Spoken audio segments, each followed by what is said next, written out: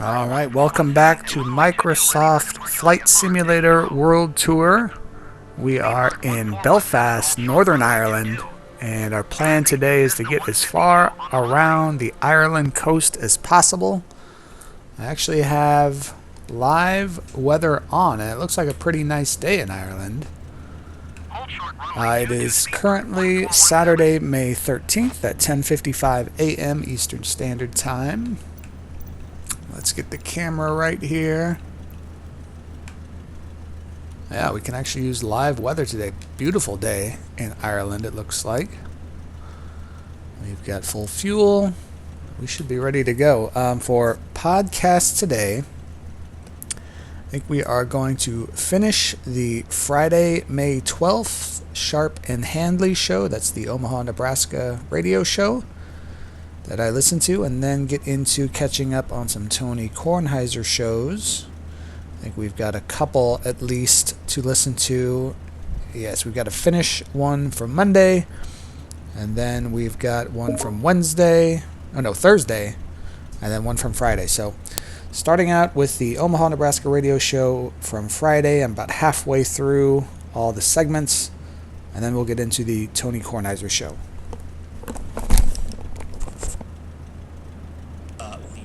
But the Storm Chasers had 5 pitchers combined to strike out 15. Scranton Wilkes-Barre Rail Riders hitters in a thrilling 4-3 win in 11 innings last night in Pennsylvania. The Chasers will try to even the series tonight. They'll play a day game tomorrow. Nebraska baseball with a crucial conference series with Penn State beginning tonight at Hawks Field. Of course, all weather pending. First pitch 6:05, 6 o'clock, and 11 o'clock tomorrow and Sunday because of TV on BTN and ESPN2 respectively. Huskers are 26-20 and 1. More NBA stuff. Warriors guard Andrew Wiggins questionable. Ooh, that was close. Tonight's Game 6 against the Lakers with a left costal cartilage fracture, which is an area of the rib cage. It just sounds painful. It's unclear when the injury occurred. The Warriors try to stay alive and force a 7th game on Sunday. In hockey last night, the Carolina Hurricanes eliminate New Jersey in 5 games as they finish them off with a 3-2 overtime win in Game 5 of their series. They'll await a winner between the Panthers and Maple Leafs. Toronto tries to stay alive tonight at home in their Game 5 after falling in an 0-3 hole. Stars beat the Kraken 5-2 to take a 3-2 series lead. Golden Knights and Oilers tonight in Game 5 in Vegas with that series tied at 2 games apiece. And in baseball, Mike Patterson off the air, by the way. Very happy that we got the Royals in there as they won. Cannot be overstated enough. They beat the White Sox again as they win that game 4-3. And it is a bunt in the 9th inning that does it. A squeeze play. Tony La Russa would be proud. Twins beat the Padres 5-3. Reds beat the Mets 5-0. Not a lot of baseball yesterday and last night. Rays did beat the Yankees 8-2. They are the first team to 30 wins in the majors. And the Giants beat Arizona 6-2. And it's the Rangers in front of hundreds in Oakland beating them 4-0. In fact, when was the attendance? That should be a thing every day. We check what the attendance was in Oakland. See if high school baseball outdraws them. Actually, that's not a bad idea. The A's not only don't draw, they don't win. With 2 home wins in the last 18 home games. 2,949 last night at the Coliseum. And a few possums. But they would have seen Evaldi. Evaldi was lights out there. He's been great. I think he's got a scoreless streak of 28 innings. 8 2/3 inning, 12 strikeouts. 1 walk. It's 5-2. Rangers are in first place in the West. But it's early. The A's. I was thinking about our good friend Michael Prince. Is he Pearl Vegas on this one, by the way? I haven't heard. Not sure if he is or not, but for the A's, it's one thing to not have, really any support from ownership, but to also now not have fans. Like for the players itself, that's a tough spot. Oh, and by the way, Tom Brady in talks to become a limited Raiders partner.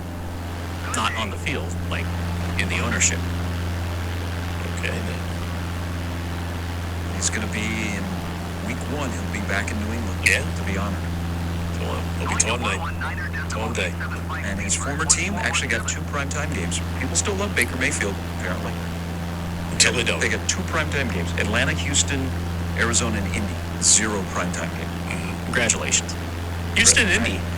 Red Stallions. I say this. You can judge your team on how many primetime games and how many noon games they got. Because the best time slot in the NFL, if you're not in a prime time on a Sunday, is that 3:25. Yeah. That football day in America or whatever, America's game.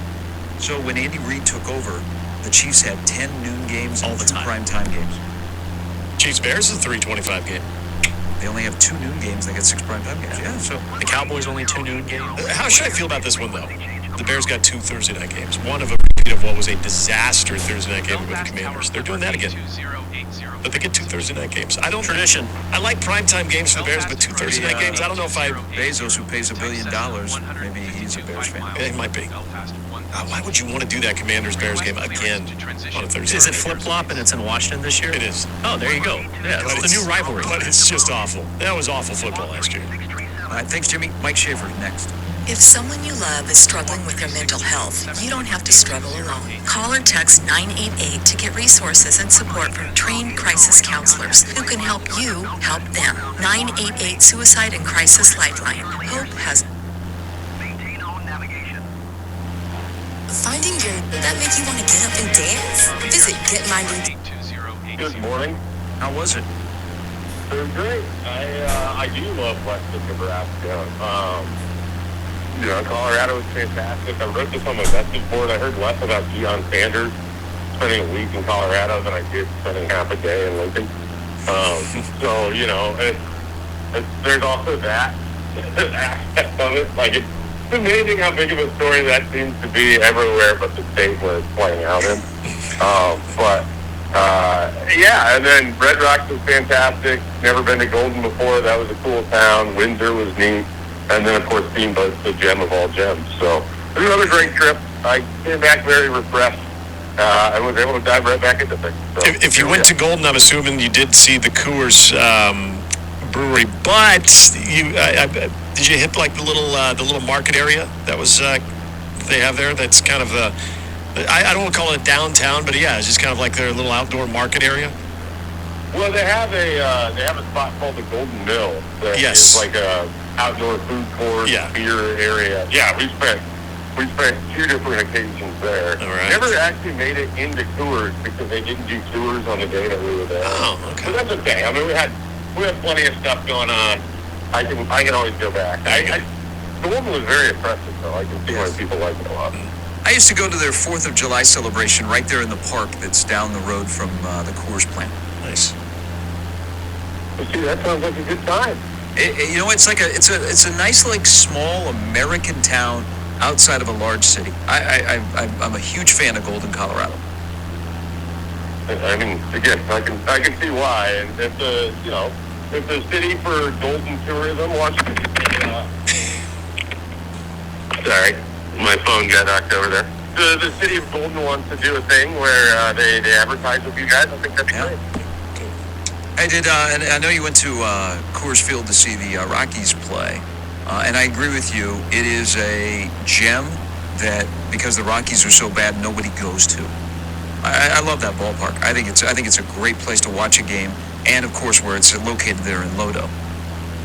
Yeah, I mean, I think it's top 4 for me in terms of parks in the country. The view from there is incredible. Like, I really wish they had a good team. Like, everything is set up for that place to be great, except their ownership.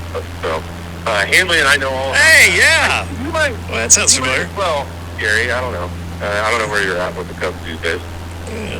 Well, we're going to Minnesota. We'll see what happens. We got off to a really good start, and then David Ross took over.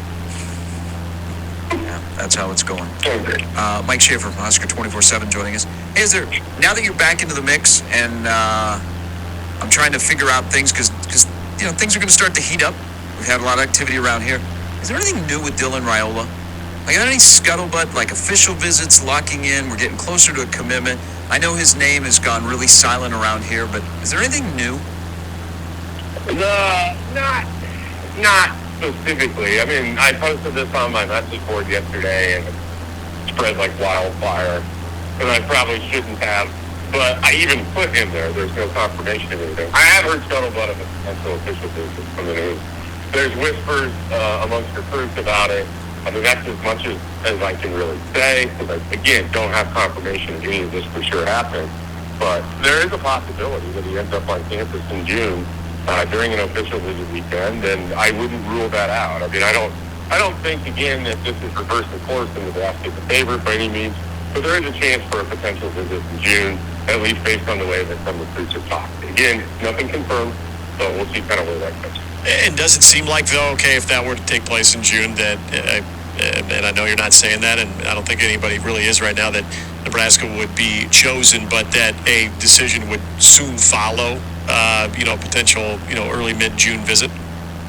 It's possible. I don't know. Everything about Dylan Raiola's recruitment has been sort of, I dubbed it the Raiola coaster back in February, and it feels like we're still kind of riding it. Like there hasn't been any loop-to-loops or any big drops or anything lately, but it's still on the track, it's still running, and nobody really knows quite how it's going to end. I mean, Georgia's kind of the team that we're all assuming at this point based on the intel, but he hasn't made that decision yet. USC obviously is still in the mix, and I think Nebraska to a lesser degree is in the mix. So we'll see what he ends up doing.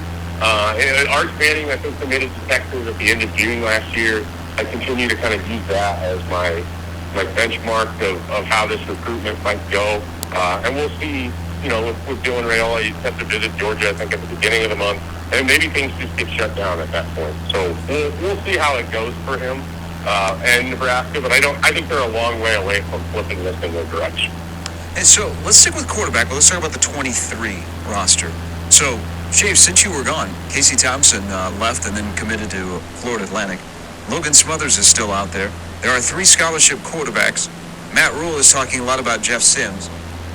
Your gut and listening to the head coach talk, where would you put on a scale of 1 to 10 his comfort level with his quarterback room going into this fall? 6, maybe 7. I think he's more comfortable in a lot of areas of this roster than most of the fan base would be.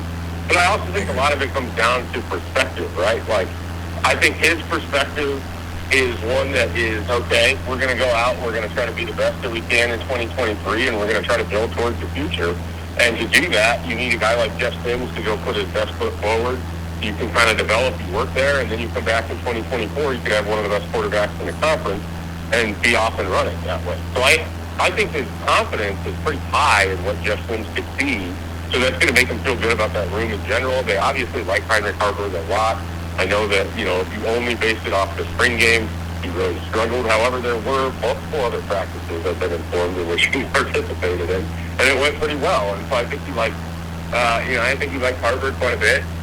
We'll see what Shovel 30 ultimately his role could end up being. Maybe he is the number 2 guy, and if it's a long-term thing, it goes to Haarberg. If it's a short-term thing, maybe Purdy comes in for a drive. Or maybe Logan Smothers ends up back at Nebraska. I wouldn't rule that out. I don't think it's the most likely thing either. So I think overall, though, they have to feel pretty good about their quarterback room relative to everyone else in the country because it's hard to just keep a stable of quarterback. I mean, Casey Thompson is going to play for Florida Atlantic because it's an opportunity for a starting job with a familiar coach. Nobody can blame him for that. You just don't, if you're of a certain level, you don't have to be a backup quarterback, and that makes it really hard to keep a stable of them in a room. So your depth is always going to be somewhat challenged in that position.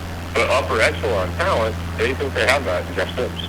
Shafe, I was listening to you, BC, and Brunsey on the podcast. Other than the grass clippings that you had around your yard when you got back from vacation, you guys were talking about the wide receivers too. And I thought it was an interesting discussion when you did get into some of the freshmen that are going to have to contribute. And obviously, one that's always going to come to a lot of people's mind is Malachi Coleman. But then it kind of, you guys sort of had some different names that you brought up on guys that you thought could immediately contribute beyond the 4-game redshirt window. So if you kind of look at some of the guys, not named Malachi Coleman, that you would maybe be a little bit more higher on, who would those guys be?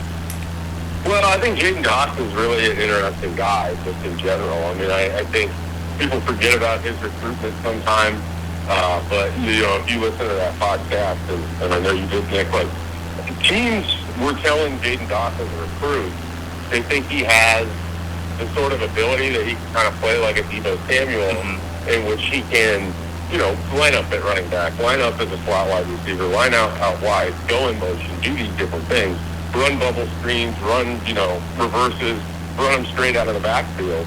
We'll see if Nebraska's offense decides to use him similar but he has that kind of versatility and that kind of talent. I don't know that he's near as explosive as Debo Samuel is. I don't know that Eric Eagle really. But I think Jaden Goff really comes to mind. I think it was Brian who was talking a lot about Jeremiah Charles, who admittedly I know there's probably two guys in this class that I know very little about. Charles would be one of them, and Barnes would be the other, just because of the timing of when everything went down and how little I was involved in late January and what was going on in Nebraska recruiting. But, they talk about Jeremiah Charles, and Brian was talking about how people down at his high school in Arlington feel like he has as much upside, if not more, than Smith Flores, who's the name people would probably know from Arlington Martin a little bit more, and they think he's got a lot of upside. He's a bit of a burner, and so that's certainly someone to keep an eye on. And then Bryce Turner, long-term, really interesting track guy. Obviously, you mentioned Malachi, you have Jalen Lloyd. They have some other wide receivers in that class, but certainly Jaden Goff is the one that I think could play pretty quickly if it all clicks for him. Hey, give me, and I know you're high on Caleb over at Omaha Central, high from the offensive lineman. Now that with Teddy getting the offer from Nebraska, that's 9 guys in the class of 24 in-state that have gotten an offer from Nebraska. Your priority on the board at Nebraska, your guess, regardless of position, the top 3 players in-state in the class of 24 on Nebraska's board would be? I think Carter Nelson, Caleb Byram, Caleb Benning. Not necessarily that order, but that would probably be the order that I would guess at. And then right there is like Isaiah McMorris. I mean, I think he's like a 3B to whoever is the 3A. But, those are 3 really important guys. I think Nebraska's in the right direction for those first 3 names that I mentioned. I think things are trending well with like an Isaiah McMorris. So, I mean, if you're able to end up with those 4 guys and Ashton Murphy, and you end up with 5 of the 9 that you offered in state, I think that would be a really nice haul for a guy that, Matt Rule, that hasn't had as much time to try to build relationships here and had to do it kind of quickly and under a microscope. So I would be very impressed if they're able to pull those 4. But certainly the 3 that I mentioned are the ones that I always kind of go back to as kind of the top 3 guys in the class right now. Chef, I think the last time we talked to you, Carter Nelson, it sounded like maybe he was close to making a decision. Any more intel on that? I don't have a lot of great intel on Carter Nelson. I mean, I think he's kind of marching to his own decision timeline, and obviously he's got a big week ahead with state track, and so once that gets done, it wouldn't surprise me he pops up on Nebraska's radar for an official visit. The thing I'm mostly curious about is who else he's going to visit. I don't know who, if Nebraska's the definitive top team for Carter Nelson, I think they are, I can't tell you who the next team is. I used to think it was Notre Dame. I don't know that they're interested as strong as it was at one point. I don't know what his interest is exactly in them. But the big thing for me with Carter Nelson is I'm not sure who's the close second right now. I think Nebraska's done a really nice job there. He had a fantastic visit with friends for the red-white game. So I look for that one to be done, by midsummer, if not before. Hey, so, I feel very good about Nebraska at the moment. So next week is state track and field, and there's a couple of guys we've already mentioned are going to be prevalent in the state track and field, and it's a big deal. Whether it be scholarship guys that Nebraska has or they're pursuing, or walk-ons like Landon Turnus from Columbus Lakeview, who is an absolute freak. He's going to walk on to Nebraska, but he may win 4 golds or in his class at state track and field. One of the guys that will be featured, and we haven't mentioned him, where is the recruitment, or walk me through how you think this has all gone with Davon Hall at Bellevue West. Remember when he was going from 8th grade to freshman, and Iowa, I think, offered him, and we started talking about him, and he was just starting to get into that offense. And then it's almost like Isaiah McMorris is the Bellevue West wide receiver that people talk about all the time. But, oh, by the way, Davon is still there. Yeah, I mean, I'm very curious to see how track goes for him. I had a really good conversation with Davon after Under Armour camp in Kansas City last month. And, he was pretty frank and honest that he doesn't have the best relationship built with Nebraska, but they're working towards it. He feels better about Nebraska now than he did previously. He really likes Matt Rule. But he knows that he has to get over there, and it's on his end to do it. And so I think that Nebraska is certainly a potential option for Davon Hall. I don't know he's got an interesting list of offers. He really likes Penn State. I think he really likes Arkansas. I don't know what the level of interest is from those programs of him. I thought he didn't have a great junior year, so I felt like he needed to have a pretty good spring in terms of the eval. Running track, I think, has probably been helpful for him. I think that he could use it this summer. But Davon's one of those guys where the college choice is one thing, but I think also if he can just get things in order, he's going to be so much better for it, for everything, if he can kind of use these next few months to kind of line up a big senior year, regardless of the recruiting. Hey, one final question, because I'm curious, because you're very knowledgeable. You like Nebraska baseball. You go to games. Dan Johnson, Matt Hopper will always be connected because of the teams they played on, and they were like Batman and Robin. I mean, if one didn't hit a home run, the other would hit the home run. And Matt Hopper recently had a bobblehead. Well, there's a guy named Max Anderson and Bryce Matthews that are going to play their final weekend in Lincoln this weekend. Will someday they be in the same conversation as DJ and Hop, or one of them have a bobblehead down the road? I can definitely see bobbleheads for either of them, because I think I think they could be fun bobbleheads. Like, I think you could do some stuff with it. But Specs. here's the problem. For their kind of longevity, neither of them are going to be attached other than maybe their freshman year, who is the sort of team that people get, like, poetic about around here. Whereas you're talking about Dan Johnson and Matt Hopper during the best era of Nebraska baseball as any of us know it. And so the nostalgia factor for that alone is going to probably, really sort of carry versus kind of what, unless they go out and win the Big Ten tournament, what feels sort of like a failed year. Which is tough to say because they've had such great individual performances, and they are fun to watch at times. But man, it's the feeling around Nebraska baseball is disappointing, I think, because it just hasn't gone how I think anybody had hoped. The pitching hasn't quite been there. The offense isn't always there when they need it, and yet they have some of the best individual seasons you've ever seen in Lincoln. Like, it's hard to square some of that up. Exactly. You could have a guy win the Triple Crown in the Big Ten. Yeah.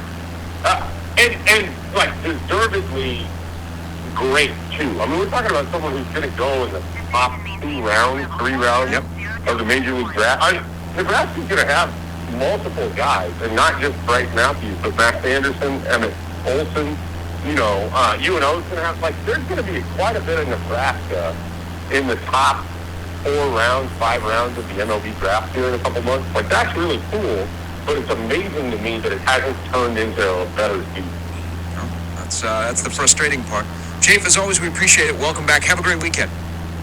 All right, guys. Have a good one. So Mike Schaefer from Husker 24/7. I mean, the Bryce Matthews numbers, now Max and Bryce both have ridiculous numbers, but 19 home runs, 19 stolen bases. I mean, Bryce Matthews is going to be a 2020 guy in college baseball. Yeah. On a team that is, 6 games over 500? Yeah, and then the home runs, they are what they are. That's going to get a lot of people's attention, the batting average, but they also both do something that's just kind of eye-popping. You mentioned the stolen bases for Bryce, but then 0 errors for Max Anderson. Yeah. And I get he's playing second base, not third, but still. You look at a lot of the things that these guys are doing, and as you get into that final home weekend, and hopefully not the last chance to see them in the state of Nebraska, you see them at the Big Ten tournament, but it just has kind of a sickening feeling that it's just not better than what it currently is. And 2 guys that are going to have their names all over the record books. Yep. Maybe just 1 trip to the NCAA tournament. Mm-hmm. All right. Coming up at the top of the hour, Ask Us Anything. We got an Oscar's Pizza and Grill gift card to give away. Matt Verzal as well. Mornings with Sharp and Hanley on 1620 The Zone. And now, a couple of corny facts. Welcome to play. All right, in the NBA, we possibly, hopefully, for yours truly, get one more night of James Harden. Watching his act last night. That's not basketball, kids. Do not emulate James Harden. I can't put up with that BS anymore. I'm with you. Baiting calls. I mean, he's the ultimate flopper. That's not basketball. Yeah. Nope. Not basketball. I can't put up with it anymore. He'd be a perfect Phoenix Sun, flopping like Matt Ishbia. Or would he be a perfect Laker? He could be a perfect, yeah. I think that would be a better one. Speaking of that series, I was going to ask this earlier. Who do you trust more in Game 7? which team between the Celtics and the It's which team you trust Sixers, less. at this well, yeah, point. like who do you trust? Because I literally have no clue how that one's Slight gonna edge go. Boston at home. Great crowd. Yeah, I mean, is it just by default because they're the Yeah. home team? No, Philly has gone in there and won 2 Yeah, already. they have. Watch Embiid deliver one of the great MVP performances, though. And like Tatum's closeout was great last night, but like that's concerning. But then the flip side of it is the Sixers during that stretch where he can't hit a hoop. You're not, you finally get the lead late in the game, but then you haven't like taken over the game. Like it just, I don't know what to think of that one at all. That one is just. But yeah. Is Marcus Smart going to show up? The Marcus Smart last night that helped Boston Yeah. win. Yeah, he can win it. Does Maxey be the guy that's an X factor? They need a point guard. They need a point guard Yeah. who can run a pick and roll, and then they need an effective big that can score. If Boston is able to cure that in the offseason, then there's no talk about Tatum and Brown can't play together because that's an odd mix. If they had those two kind of players, they'll be fine. I think they would like to answer those questions later than sooner. But Yeah. I like them. I like them in Game 7 because they showed me something last night. Sometimes when, and this is what Arizona or Phoenix didn't show you, when you have a fear of losing, that's a hell of a motivator, especially if you're a favorite. Like Jason Tatum would have been slandered. I mean slandered all off season. He in some circles is a top 5 player currently in the NBA. But if you have that performance in games with your season on the line, you bring it upon yourself. Look at last year in Milwaukee, Game 6. They've been a close game. If how Marcus Smart plays will tell you everything you know about Boston. Yeah, not agree. All right, last hour upcoming. Ask Us Anything is next. We're giving away food on 1620 The Zone. Welcome to Pollo Tropical. Would you like to try our new coconut? If someone you love is struggling with their Side Plaza, where they have dine-in, carry-out. As always, the freshest ingredients. So people always tell them what they want new on their pizza. You can also take out only 162nd and Maple, and usually Thursday, but today, Friday, you have a chance to win a hefty, and I mean a hefty, gift card from Oscar's Pizza and Sports Grill. All you have to do is submit a question to Ask Us Anything. It's very simple. Ask us anything, and we will answer to the best of our ability. All questions are fair game. Are we ready? Let's do it. We are. Got them all loaded today. This is from Jake. Thank you, Jake. He emailed earlier in the week. If Omaha got a franchise in one of America's 4 major sports league, would you trade your current fandom to root for the local team, or root for both, or stay loyal to your current team? This generated discussion at home for me. It's hard for me to envision a world where I would not root for my current teams because we had all of a sudden the excitement of welcoming in a professional franchise. So I think I would always have maybe a casual rooting interest because I'd be pro city, but I couldn't replace them. Yeah, that's the best way I could answer that, is probably both to an extent, but I'd still have my passion. Like, let's say, for instance, I know it never happened, the NFL. I would still always be a diehard Chicago Bears fan, first and foremost, but I would have an appreciation and I hope they do well, as long as it's not against my Bears. But yeah, but if it was like the local team versus the team that I've been rooting for my entire life, I would always still want that team to win. Are we getting an expansion team or somebody else's team? I say somebody's moving. That's a game. Okay, out. so an expansion team would be different. I think people with a brand new team that starts from scratch in a place like Omaha, your fandom might be a little bit different compared to a team like, let's say, the A's move here. Yeah. I'm not going to become an A's fan just because I can go to a lot of games. Right. I'm still going to be a Cubs fan. I will probably go and watch, and maybe they move up on my, I don't know, second favorite. Yeah. But I think if we had an expansion team in this town that was brand new, it was not somebody else's, hey, we got to get out of the city and you're going to bail us out, I think it would be a little bit different. But I'm with you. We would all act like Floridians, and you would not support the local teams, but when your favorite team showed up, you'd go to those games. I use the NBA as the example here. If the Omaha got an NBA team, then I would still very much be a Spurs fan.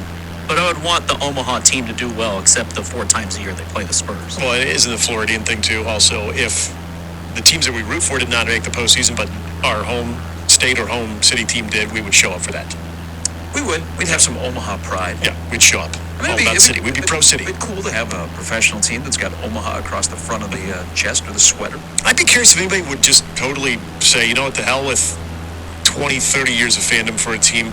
I'm going all in on this team now. I had a friend who grew up a Bears fan, and when the Rams moved to St. Louis, he ditched the Bears for the Rams. Really? I was like, wait, you were a Bears fan? I never knew that, because he was well, I don't know what he is now other than bitter. Yeah, I think that'd be really tough to do. And his baseball I think it wouldn't be tough if it was an expansion team.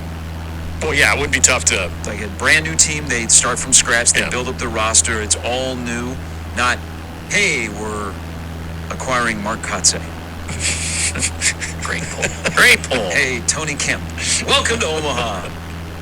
Can I get some Eric Chavez love? Come on. All right, question number 2. All right, question number 2. Chavi, from Brian, if I'm making homemade nachos with ground beef, do I need to season the beef first? If so, what kind of seasoning should I add? Asking for a friend. 100% yes. Seasoning, you could usually, if you got like the taco seasoning packets around, you can't really go wrong with that. So I take my nachos serious. I like to do my own seasoning on this. And so I'll do a little bit of, just a tad bit of Lowry salt.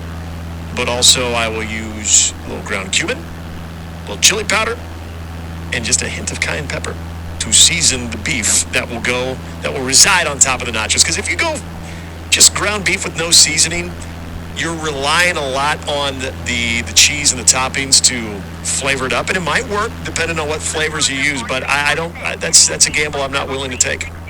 If I go all in and I have time to prepare it, I have this homemade taco seasoning that I make. Homemade. So I sprinkle on top of the beef.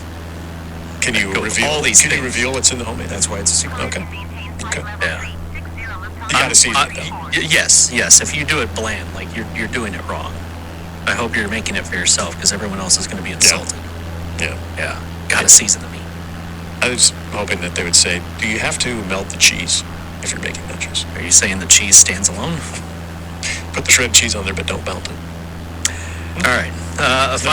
Final question for Michael. Best Arnold Schwarzenegger movie. Go. Oh. There are no wrong answers here. I want to blurt out Commando. There are no wrong answers.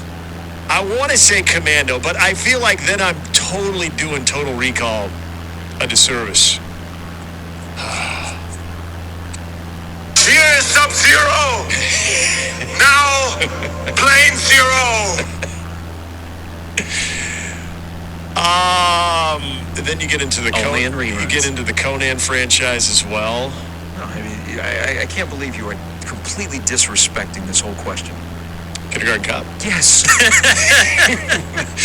It's good. It's cute. It's better than good. It's cute. I mean, Kindergarten Cop, Jingle All the Way. It's not a Tuma. Jingle all the way. Good. That's a good pull right there. I think I'm just gonna go all in on Commando. Not a Commando fan, or do you like more the sensitive Arnold? I think when you talk about Arnold Schwarzenegger, it almost starts and stops with Terminator. Yes, that's true. The amount of people that would always say I'll be back, or hasta la vista. I will say I may have watched once or twice Predator. See, that's another good one. Predator. There's something out there hunting us. So you Ain't no man. So you want to go way back? This is like young Arnold Schwarzenegger. It's like bodybuilding days. Yeah. So he has pumping iron, and it's probably it might be 50 years old. It's a movie. I thought it'd be like a weightlifting series. Just get on VHS. So the whole the premise of the movie is about bodybuilding. Yeah, made sense. And so it's almost like a reality show. Yeah. Because part of it is scripted, but it's got so Schwarzenegger is in it. Actually, so it's probably 15 years ago. Lou Ferrigno. I was. There are a couple other I've gotten out of the bodybuilding business, so I don't follow as many guys. So, but there's a couple other guys that I think are world famous that are in it. But bad movie. I never knew there was a bodybuilder named Jay Cutler. Not the Jay Cutler, not Smoking Jay. But there's a bodybuilder named Jay Cutler. But yeah, that's okay. I didn't know about that one. I would put. So you're all in on Commando. Yeah, I'm going Commando. What about True Lies? True Lies is really anytime you have a a trio of Arnold Schwarzenegger, Jamie Lee Curtis, and Tom Arnold together. Oh, and Bill Paxton. Yes. In that movie as well. Rest in peace, Bill Paxton. See, they did a good job with that movie because the acting was so bad. Yeah. But they still had enough action and humor. Yeah. That they sometimes the plot was like absurd. Yep. You actually went, oh wow, this is Boris okay. and Doris. Let me throw this one at you guys. And I only saw it once. Hey, Harry Tasker. Yeah. Yep. What about Last Action Hero? Wasn't bad. I am the famous actor Arnold Braunschweiger. Just blank looks on that one. I'm just going to throw that one out there because I think you're right. There's no wrong answer. Yeah, there's a lot of wrong answers here about Arnold. Well, I'm surprised Running Man hasn't come up yet. well, that was. Oh, yeah. That was Running Man right there. The Plane Zero. I'll be back, Killian. Only in reruns. Richard Dawson should have won an Oscar for that, playing himself, basically. Yep. He didn't kiss any of the contestants, though. You guys mentioned Bill Paxton for a moment. Do days like this make you think of Bill Paxton? A movie Twister that when I was in high school I thought was the coolest movie. Now I watch it, I'm like, what the hell? This is no. So you're saying later on today you'll be outside the house and Yeah. you'll tell the kid, going green. Going green? Greenwich. Yeah, Greenwich, man. A good cast. Yes. Pretty good cast, Yes. and a lot went into that. But now I gotta go. We got cows. think it's overdoing it a bit. Sorry, just Is Arnold Schwarzenegger a better action movie guy or like a comedy?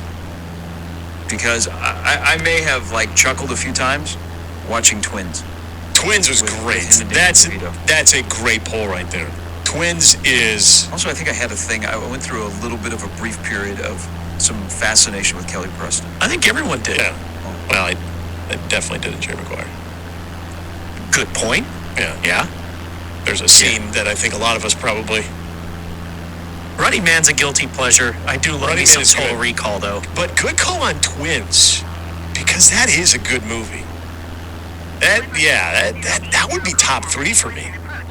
Just totally overlooked that one. When you watch that, he holds his own in more light-hearted movies. when you watch that and you're Junior, 5 he years was old. funny. Yes. Which one? Junior. I never saw that one.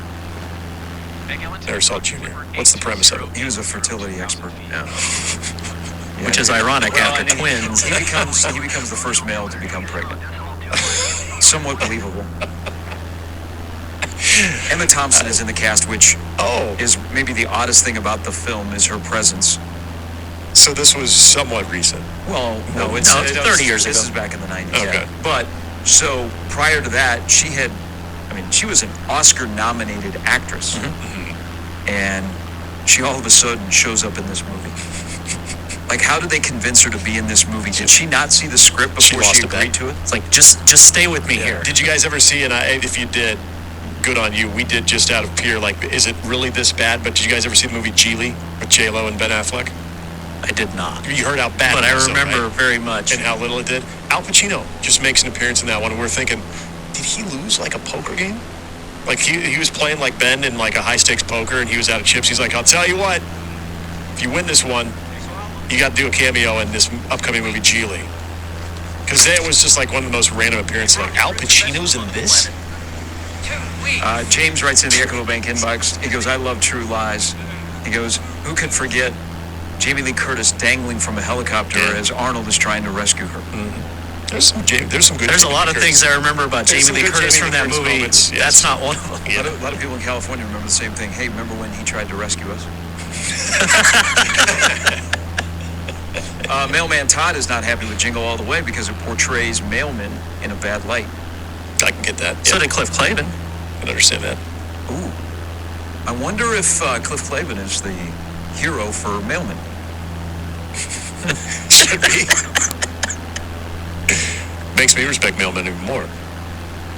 My a little better than Carl Malone. My neighbor's a mailman, and he is like salt of the earth guy. So yeah. Todd is my mailman, so yeah, I know that.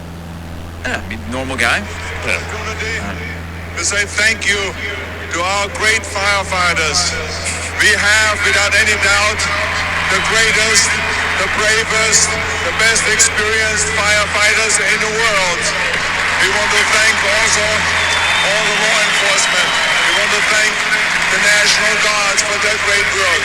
And I want to thank all the thousands and thousands of volunteers for all their work. Thank you very much. Your governor. Go Chargers, go. 75 years old. Wow. And still is a little bit cock diesel, but Yeah. I don't think you can go backwards when you're Mr. Olympia for No. like 10 years running. But yeah, there are a lot of wrong answers in this, Jimmy. About Arnold. That's the fun question. The fun part of the question. What happened? I think we all have our own attachment, though, to certain Arnold memories that we hold near and dear. And for me, Where has he gone? How come he hasn't been in more movies of late? I don't know. I feel like he could. I think he went really. Didn't he get? I know he was in politics, but isn't he really like a big CNN guy? Doesn't CNN or Fox have him on Really? periodically? Yeah, I didn't know that. I've seen him on. I mean, anytime he's one of those guys that appears on your TV, and you're probably going to stop. Yes. You're going to watch what he's 100%. talking about. Yeah, 100%. He was in one of the Expendables, right? Or was he in both? Right? I thought he was. I mean, they threw anybody who was ever in an action Yes. movie in that Yes, movie, he and I'm was. pretty sure he was. And he was probably mid-late 60s then? Did you know? So he's got it. Did you know that Chris Pratt is his son-in-law? I Yes. did not know that. I did know that. Yeah, so his daughter is married to Chris Pratt. Okay. Catherine Schwarzenegger. Catherine Pratt, Catherine Schwarzenegger. Those would be some really fun family get-togethers. Do you think that when Chris comes over to the house, they lift weights together? Yeah. Yep. Hey, you're getting ready for one of your big roles? I got to cycle him. Oh. Definitely. That's Ask Us Anything. Thanks for the submissions. Great question. We'll be back doing this on Thursday I knew it'd be. next week. You'll be in contact from Jimmy, and you'll win a gift card to Oscar's Pizza and Grill. Matt Verzal coming next. If someone you love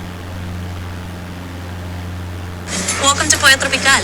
Would you like to try Welcome in our good friend Matt Verzal joining us here as we get into the list season of college football and all of that fun stuff. But speaking of lists, one of the questions that I feel like needs to extend over to our friend Matt Verzal.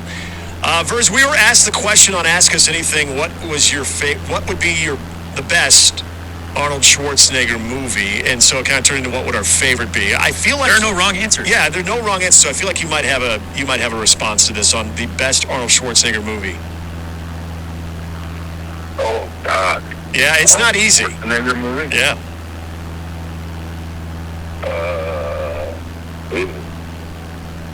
Kindergarten Cop? Oh, okay. That's a winner. That's a good call there. Yeah, you and Sharp Not are on the the same Google. page. Yeah, I'd say that I threw in Commando. Did you ever see Commando? I wasn't really down on the Arnold movie. I didn't.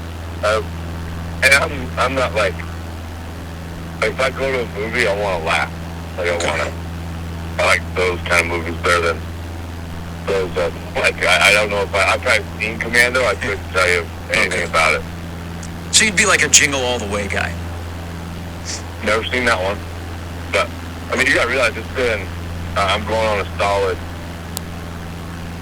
9 to 10 years since I've seen a movie. Wow. Like since, oh yeah, since we've opened up here in Omaha, I haven't. Okay. I haven't seen I watched 2 episodes of Peaky Blinders, and that is about it. I don't even have TV at home. I don't have Netflix. I don't have any of that stuff. Really? Okay. Yeah, no, I don't have time. I go home. Yeah. He's pass out and get back up the next morning. Now, the loop-to-loop reels of Sports Center or what the order of programming is, I can tell you that. But yeah, movies I haven't seen in a hot minute. Hey, we were talking about Notre Dame earlier. Is Barrett still at Notre Dame? I'm sorry you cut out there. Is Barrett still at Notre Dame playing football?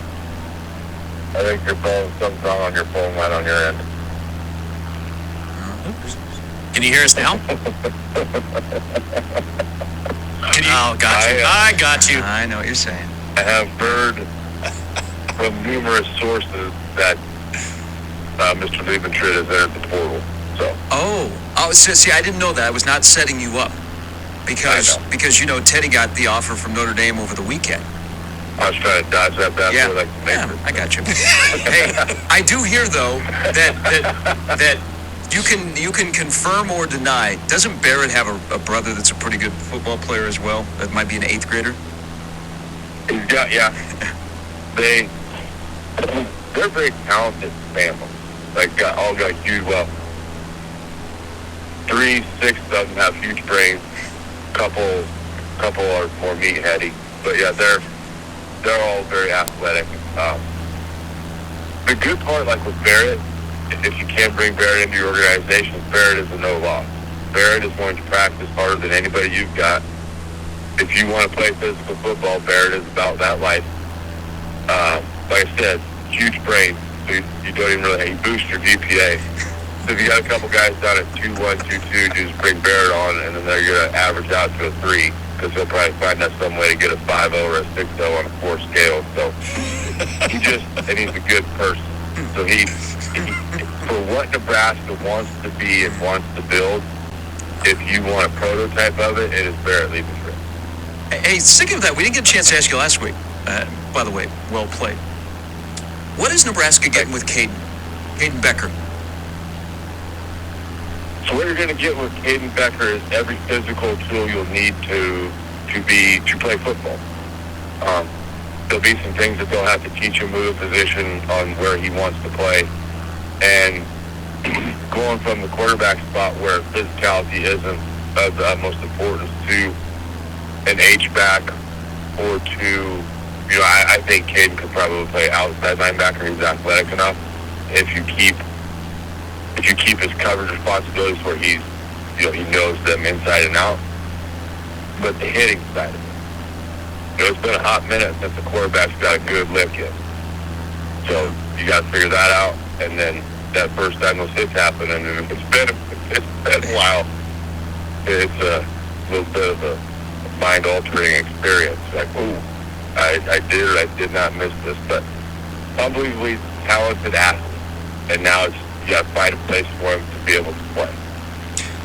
So we were talking about walk-ons the other day and the perception, based on the success of a season, where if you're having a really good season and you look at walk-ons that are actually, in the starting lineup, or at least, heavy rotational guys, it's seen as, this real strong sort of competition taking place during the week. But if you're struggling, for some time, like Nebraska has been, and you start to see a lot of walk-ons that are in the starting lineup, people, the perception will be like, well, they're not recruiting well because you're having to start all these walk-ons. How do you kind of go about just the overall narrative of the walk-on, regardless of, whether the season has been good or bad, or is that exactly what does matter when it kind of comes to that narrative of the walk-on? Football programs and organizations that are good or run well will admit when they've made a mistake.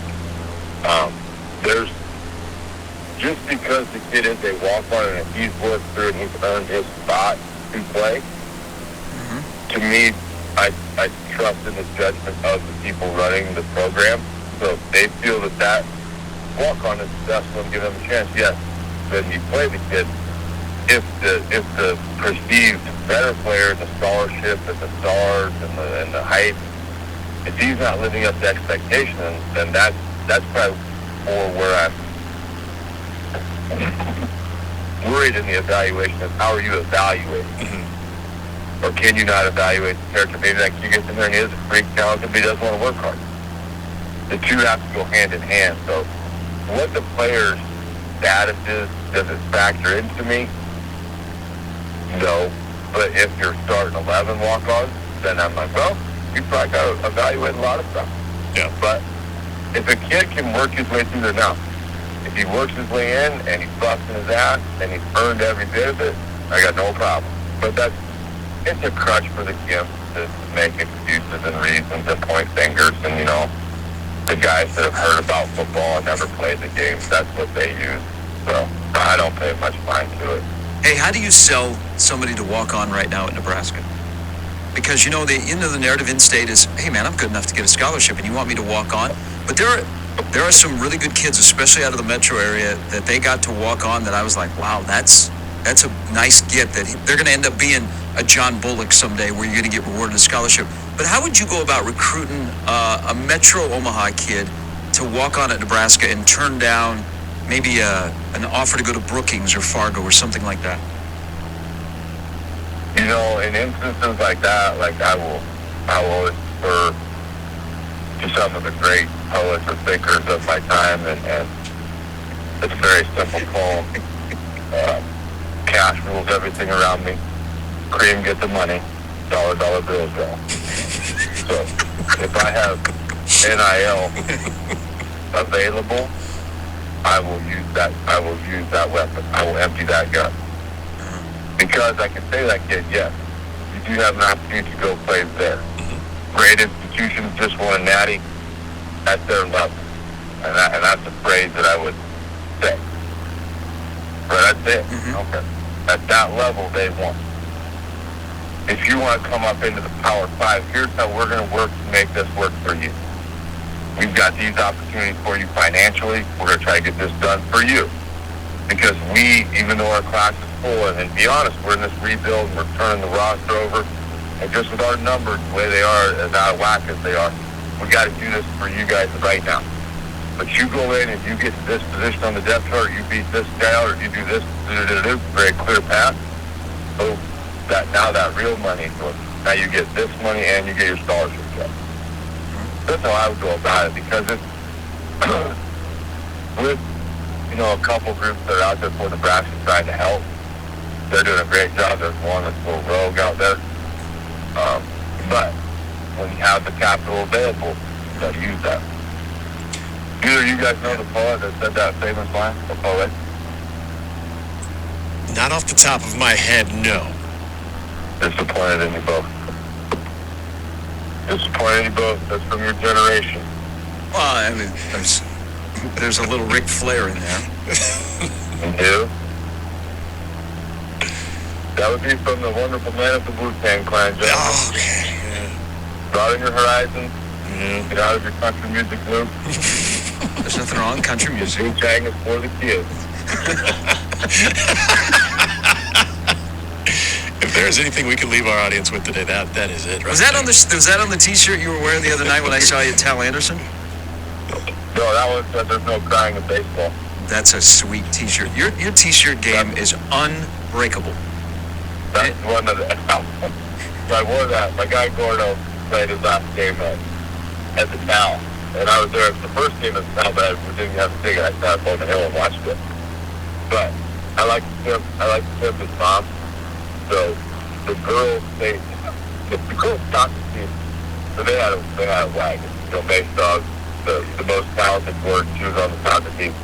Well, I show up with my shirt that says, I just hope everybody, I throw both teams up front. An old chair walks over and she is pissed. I mean, she is hotter than a $2 pistol. And she stares me right now and she goes, what the F is that shirt? And I was like, what? She goes, what the F is that shirt about? I was like, hey, sure. I just hope everybody has a good time. I want that shirt so bad. I'm gonna go. You know as well as I do. I ain't here for a good time. I was like, I'm not either. And so then the crying one, I figured, you know, there's these tears shed on the T-shirt, just try to make a little laugh out of it and keep everybody lighthearted. Wow. That was awesome. Good seeing you the other night. And just know that rap is a gimmick, but I'm for the hip-hop, the culture. Yeah, baby. Got it. You should good at something. I You think- should just go. I'm trying, man. It's day by day right now. Hey, dude, those two piss missiles that those guys did, Oh yeah, they crushed Penn State pitching the other night. the second one, I apologize to the young man's name that hit. I didn't know to catch his name because I had to leave. I'm standing at that concrete level right above the seat. That ball that went out did not make it above my chest. No. Like, that thing was a feed. Yeah, I hope they get on a roll here in the last couple of weeks. Maybe they've had to overcome some injuries, but yep. It was good seeing you. Sorry, the old ball game. Yep. You good, boys? All right, that's Matt Furzall. Was that the one that, and I'm also blanking on the name, that went out to right center? I was just watching a couple of those on their highlights and saw there was a home run, I thought it was right center, that looked like an absolute piss rod. Just a missile. They hit an abundance. I think the one he might be talking about is the left center. I think it was, might have been Hayden Hunt or Hurdle. Okay. Just crushed a pitch. I mean, Omaha has two guys. So Mike Bovey and Devin Hurdle are both hitting over 400. I mean, they're like legit 400. Yeah. And at this point of the season, that's more than legit. And we were talking about Max Anderson and Bryce Matthews earlier. What Mike Bovey is doing, because nobody pitches to him. Seriously, nobody pitches to him. And I don't know how he just doesn't get frustrated and start, reaching for everything. Yeah. But for him to still this late in the season with nobody pitches to him, to still be hitting 400, I mean, and at bat, Penn State, like the first at bat, they threw him a strike, and he had a good swing on it. He pulled it foul. And I'm sure that Rob Cooper, their head coach for Penn State, was like, we're done. Yeah, no more of that. So he didn't see another pitch in the strike zone the rest of the night in a 16-3 game. Well, and what the scouts come to see, obviously they're looking at all the tools that Mike Bovey has, but part of that observation and that evaluation is exactly what you just brought up there. When you're starting to press, you start to feel antsy, and you want to get after some pitches just because they're not in your wheelhouse, that they're not in the zone that, the analytics or you feel you can actually drive the ball, and you're laying off that, and you're showing that patience, you're showing play discipline, that registers as well. That's also something that's going to serve Mike Bovey very well. Because, and I can say this watching Max and Bryce Matthews play, they get pitches. They pitch to him. Yeah. And it makes a lot more sense because you have more protection in the order that you got to pitch to them than maybe what some teams feel that Omaha has. All right, we'll come back. We'll put a wrap on the week of shows. Speaking of wrap, because it is Mother's Day weekend, there are a few things that's forever, my lady. We can make war or babies. Don't tell me I don't know Method Man. We're back with more after this. Welcome to Pollo Tropical. Welcome to Pollo. All right, full weekend of sports in the postseason for the NBA and the NHL. We could have some serious questions being asked after games tonight, depending on what happens to Golden State. Will we get a Game 6 Clay? Will he have a K, or will it be spelled with a C? I think Andrew Wiggins, if he can handle the discomfort, I think he'll play. Yeah, is this the same injury that Ayton sat out with? It sounds familiar. Kevon Looney had the same injury a couple years ago in the playoffs. Okay. Because I know, wasn't Ayton dealing with a rib injury as well? Yeah, rib contusion. And this is similar. Rib cartilage fracture. That doesn't sound good. See, we're talking about a contusion versus a fracture, then yeah. So Wiggins is worse. Yeah, I would say so. The NBA would love for this to go 7. Yes. They're Yes, getting just incredible ratings out of the Warriors and the Lakers. The Lakers would not. Because you would get Sunday afternoon at 2:30 on ABC. On Mother's Day? Yeah. Like the old days. Don Nelson used to wear a little flower on his suit on Mother's Day. I just get the sense that the Lakers, everything is in this basket tonight. Everything has to be. LeBron has to be the one that puts him away. I mean, he needs help, but come on. And no wonder AD said yesterday. Again, I'm not saying that's what happened, but it was kind of interesting. They said, "Yeah, I'm fine. I'll be good." Well, he got slandered all day. Yeah. Man, talking about a guy that may or may not have a concussion, he just got absolutely roasted on the bad television shows. I'm sorry. I let off yesterday with this. This feels like This feels like a LeBron game where he goes all in, plays 48 minutes, puts up a triple-double, and if it doesn't work out and they don't end the series, that's it. Sunday might be uh-oh. Yeah. But like I said, Marcus Smart will determine Game 7. Draymond Green will determine if they're going to have a Game 7. If he can be as offensively aggressive as he was, plus they got to push the pace. And they went small ball, they pushed the pace, they had success in Game 5. But, Draymond, or will you spell Clay with a C or a K? And he's struggled. Yep. He hasn't given you the typical Klay Thompson performances, but like you said, he wants to get paid. So, speaking of which, ratings 6 going to 7. How will the game be officiated? Is David Stern somewhere thinking the best television is Lakers versus Lakers? Yep. But the second best television right now is Lakers versus Warriors? If this were 2002, I'd be like, you bank on Game 7 on Sunday. Joey Crawford's music would play. He'd storm into the Staples Center. Did Tim Donaghy ruin it for everyone? Now they got to be really careful with stuff like this. No, James Harden ruined it. for everybody else. That's what happened. That's the moral of the Kids story. don't watch him. That's bad for basketball. All right, crossover's coming up here in a little bit. It is Mother's Day coming up on Sunday. Jimmy, best memory of mom?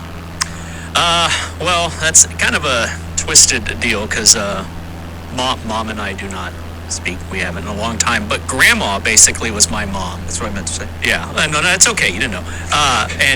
But that was so when I was a kid, I was probably like 6 years old. I made her like a homemade little thing, and it was all cute and everything, the art project, whatever. And I gave it to her, and it brought tears to her eyes, and she hung that thing up. I mean, it was a 6-year-old art, but it meant something to her. And I remember seeing it one day, still hanging there in one of the hallways of her house right before my high school graduation. So it was, and it had little 6-year-olds writing, and so yeah, that was a good memory. Oh, There's your wholesome moment. that was good. Yeah. I gotta go three moments in my life. One, just because, and I think a lot of people could share this memory with their parents of mom always taking me to football practice, and then when I was dog tired after practice, asking me all kinds of questions just because she was generally interested in how everything went. And at the time, I didn't want to talk, but now I really remember how much that meant, because she was so invested into what her son was doing, and she had 3 other sons as well, was doing every day and wanted to become more of a fan and understand the game of football. I love that. Then there was dancing with my mom at my wedding, which is a memory I'll always have, and how happy she was. And then out of 4 boys, she had not had a grandchild. So when we got to share the news that we were expecting, and the look on her face and how excited, brought her to tears, and how proud she was, but also knowing that she'd make an amazing grandma, those are the 3. Yeah, I think we all, when we talk about our mom, that we're in the sports world, we all have stories of them supporting us, and taking us to games, and and my mom, my dad was gone so much with his business, with being a scout, so mom had to become the sports parent of the family. I think all of us, whether we have a wife that, your children, you've got a mom in your house, or our moms, whether they're here or not, man, I can tell you, when you're growing up, and we can be knuckleheads, and you don't tell your mom how much you care about them, and then as you get a little bit older and you go through life, and some of those things that your mom was telling you when you were just 16 years old, and you were like, get out of here. You realize how smart she was and how much they sacrificed for you. Yeah. And just everybody that your mom, just remember to say I love them and how grateful you are for everything they've done. Because, man, moms are so selfless and giving. And from the bottom of my heart to all the moms out there, thank you. And especially to my mom, rest in peace. We'll talk to you on Monday. Welcome to Pollo Tropical. Very emotional ending to that sharp and handly, but that's a good message as Mother's Day is approaching on Sunday. Still flying over northwestern Ireland, seeing all the little coastal towns here. We're going to go to finishing up the Monday, May 8th episode of the Tony Kornheiser Show. And then we will go to one from Thursday. No, then to one from Wednesday, and then to one from Thursday. So this first one is finishing up Monday, and then we'll move on from there. Forte scratched, and Forte's probably waiting for him at Baltimore. Talking about the Kentucky Derby. So we'll find out, I think, more there. 20-horse field, a lot of things can happen, and sometimes you do get a fluke-ish winner. I wouldn't say Mage is flukish. He's inexperienced. That was only his 4th race. Did not race as a 2-year-old. Won his first race, then lost twice to Forte, which probably is no great shame. And then he wins the Kentucky Derby. So we need to see more of him before we can say he's good/great. So I'll ask about Derma Sotogake because Andy Beyer really liked that horse. It's sort of like the President's Trophy in hockey, where when you win it, then you don't win the playoffs. These horses that race in the UAE Derby, regardless of how impressive they are, they've never I don't even think they've ever been win, place, or show in the Kentucky Derby. What were your thoughts and what were you learning about Dermot Sotogake?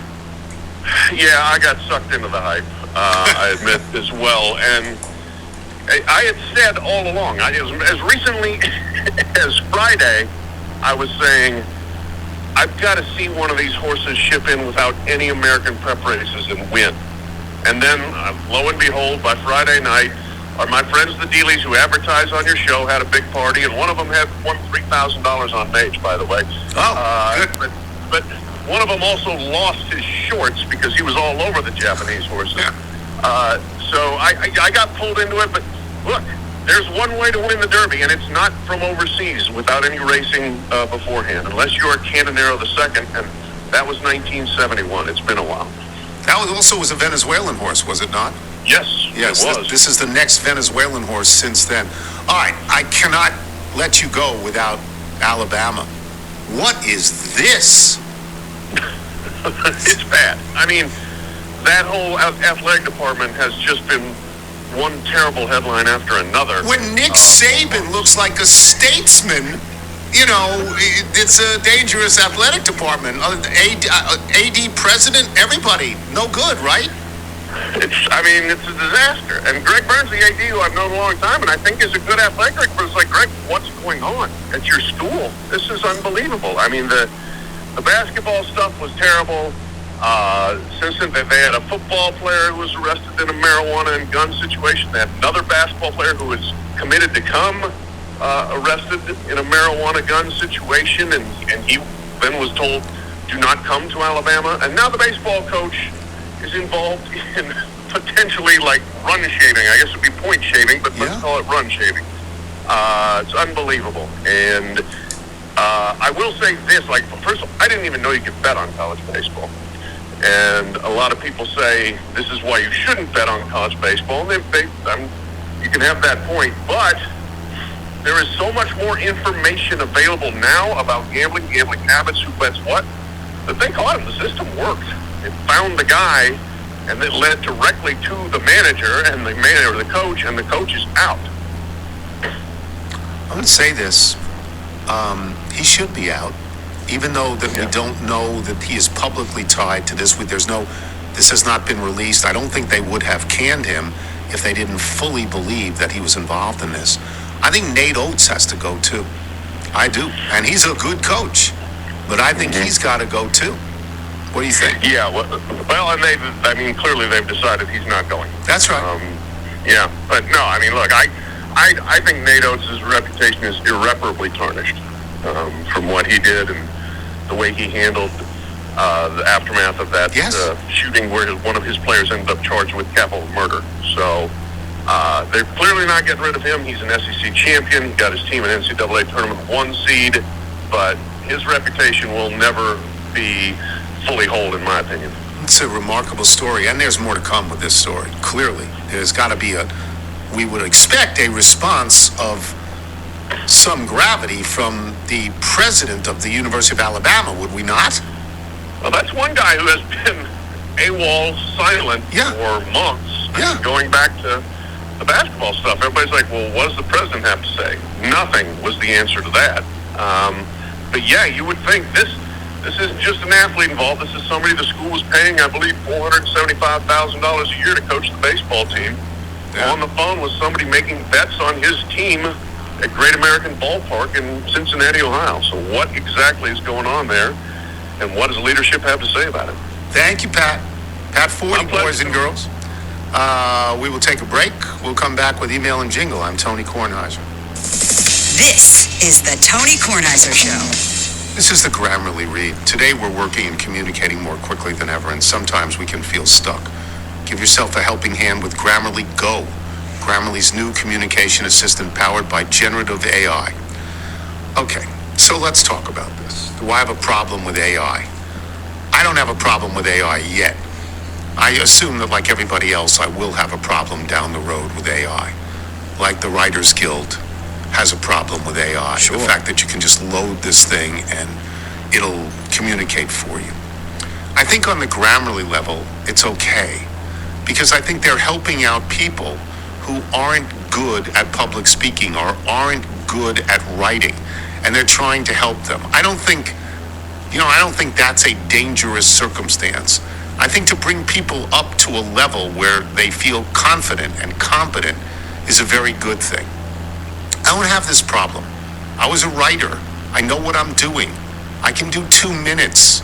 Like if you ask me to do 2 minutes at a dinner where I'm receiving an alumni award, I can do 2. So the next girl can do 15 minutes.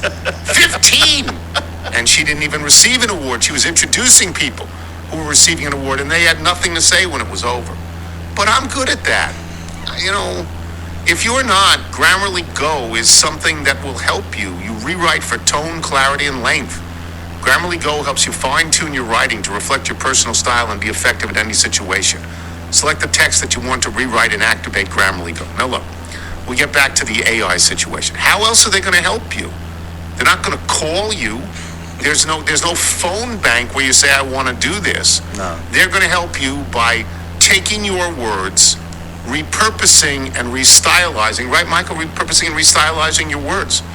No, I'm not opposed to that.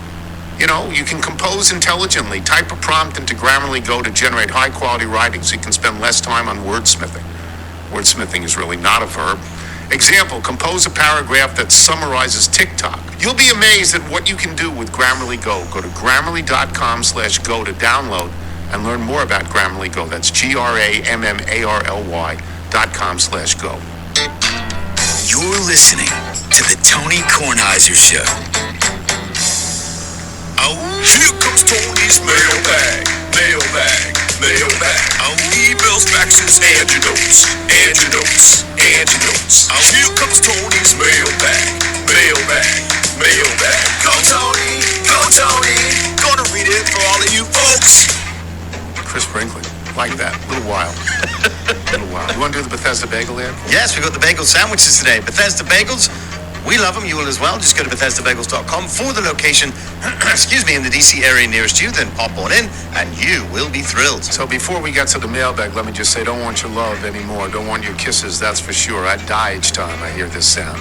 Here he comes. That's Kathy's clown. If you want to know why the Beach Boys are great, if you want to know why people are great who grow up in the same family and learn to sing together, just listen to Don and Phil, or as the Beatles wanted to call themselves, the four Everly Brothers. Yes. Don and Phil Everly, both gone now, I believe. Yeah, I think you're right. Both yes. gone. They had one voice. It was just remarkable how great they were. Thanks to our guest today, Michael Wilbon, Pat 40. Thanks to our sponsors, Simply Safe, Grammarly, Butcher Box. Remember, you can listen to us on Apple Podcasts, Spotify, Google Play, and Odyssey. If you get the show through Apple, leave us a review. Boots and the Hammer started to sing together.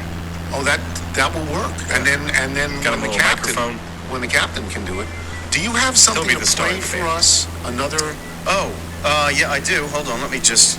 This is another national sports announcer. Yes. Apparently saying La Cheeserie. Yes. It's driving Sands crazy. He loves this. This is from a sailing event? Yeah, yeah. As a pronouncer, I wonder if Tom Slingsby's going to give him a hearty La Cheeserie as he goes by. Thanks for nothing, mate. Somehow we have and we have not talked to Tom Hart. Tom Hart is the original, right? That's right. Cheeserie. I think I just saw something that Tom Hart is going to be on with Chuck and Roxy. Well, he already was. Because I got this from Love, Chuck, and Roxy. How's this for a spoiler? If you want to know more about Tom Hart, the play-by-play announcer who went to Mizzou, but not for journalism, who gave us the on-air La Cheeserie over this past weekend, tune into the upcoming Loyal Littles podcast, episode 228, featuring Tom. As soon as we heard that on Sunday, we knew the Littles would want to hear his story, and so less than 24 hours later, he was gracious enough to sit down with us. You should really consider having him on the show sometime. Thanks for programming. He will be calling the XFL championship game next weekend in San Antonio. Isn't that remarkable? That is. Chuck and Roxy. Yes. They're there. Okay, from Dave Miller in Tampa, Florida. My niece has been accepted to Binghamton, but to start in January 2024 instead of this fall. She's on the wait list to start in the fall. Can you help with that? I assume since she's already been accepted there's a discount to your normal fee. I'm happy to use the code.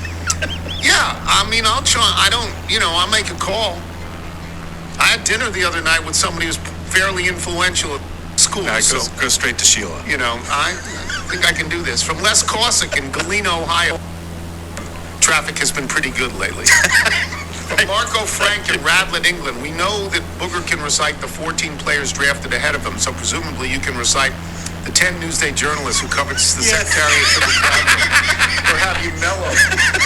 I can. I don't remember. I'm pretty sure, though, that my particular contemporaries, John Johnson and Pete Alfano, who are my age, and we started around the same time together on the high school sports staff, I'm pretty sure they covered it.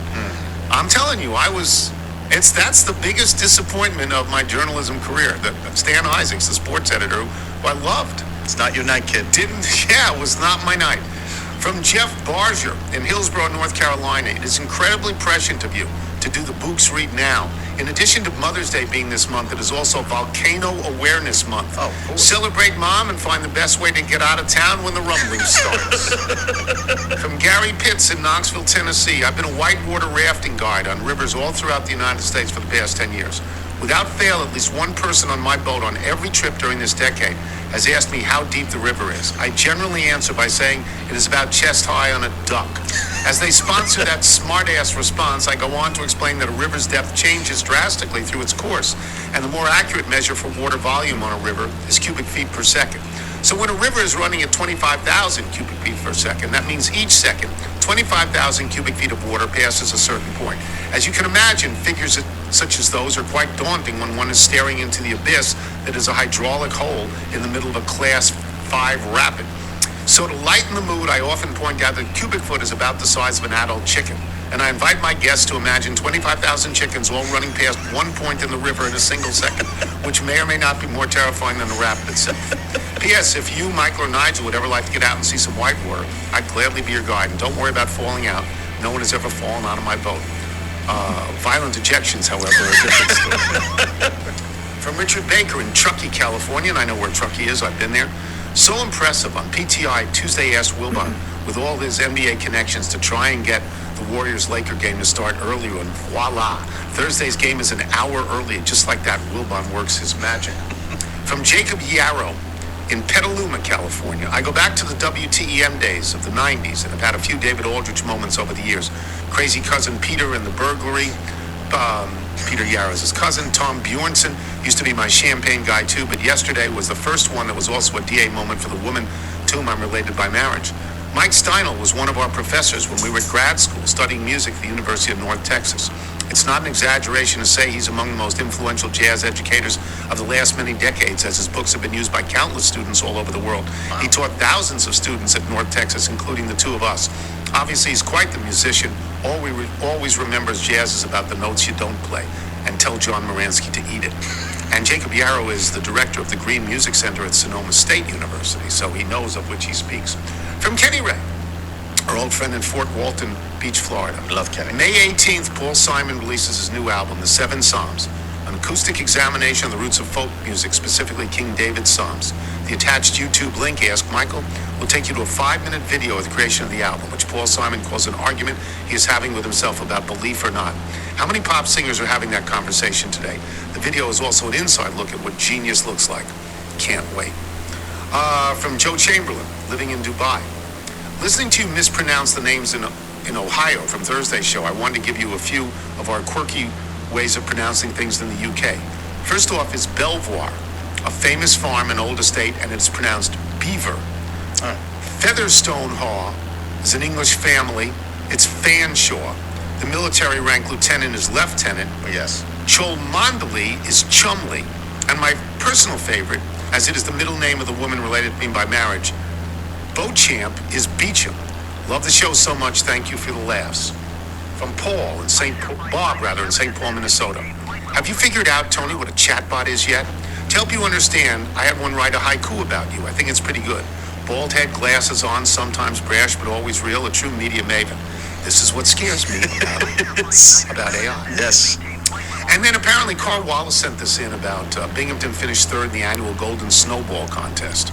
It competes with Buffalo, Syracuse, Albany, and Rochester to see who gets the most snowfall over the winter. Buffalo got hammered a couple of times this year and easily won with over 133 inches of snow. Syracuse second, 65, even though that's barely half of their yearly average. Binghamton third with 61. They last won the contest in in 2017, and before that, not since 1983. There's a full newspaper article encloses from the Syracuse Post-Standard. Carl and Oswego, the Golden Snowball Contest. One more. Mike Seminara from Briar Horses. The first email I wrote to you passed muster and was read on the air. I offered to send you a model of Secretariat made by Briar Horses. Enclosed is a limited edition golden Secretariat to commemorate the 50th anniversary of Big Red winning the Triple Crown. You have this in your home? I have this, yes. Okay. I had one of my many David Aldrich moments during the September 16, 2022 show when you, Nigel, and Michael all agreed that Briar Horses did not belong in the National Toy Hall of Fame. Nigel, Briar Horses? Tony, I don't know what that is. Nigel, yeah, not familiar. They're sort of, Tony. Do you know what Briar Horses mean? I asked this of Michael. Michael, the plastic molded horses. Tony, yeah, I don't think they should be in. Briar's is ice cream. Nigel, yeah, love the ice cream, not the horses. Michael, the ice cream's okay. Tony, I don't like the ice cream. Despite a very passionate fan base, we were denied entry into the 2022 class. I know it was you, Tony. You broke my heart. You broke my heart. If you're out on your bike tonight and you want to watch The Godfather, do wear white. Now, don't you tell me you don't remember me, because I sure as heck fire remember you. Bing. All right. Now we are going to the Wednesday episode of the Tony Kornheiser Show. This is Wednesday, May 10th.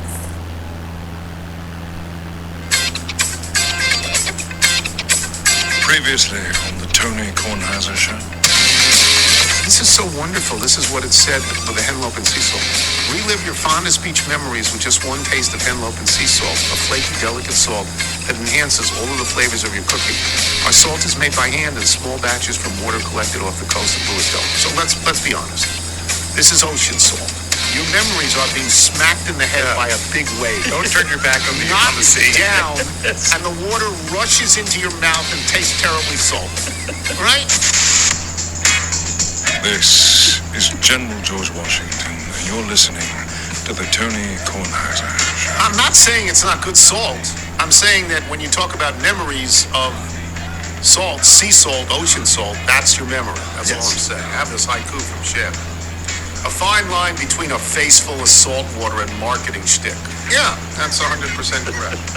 All right, so I played golf yesterday. I was terrible. I'm now terrible. I'm now a terrible player. I shot like a gift 98 yesterday, and when I reported it, I just said, just put me down for 95.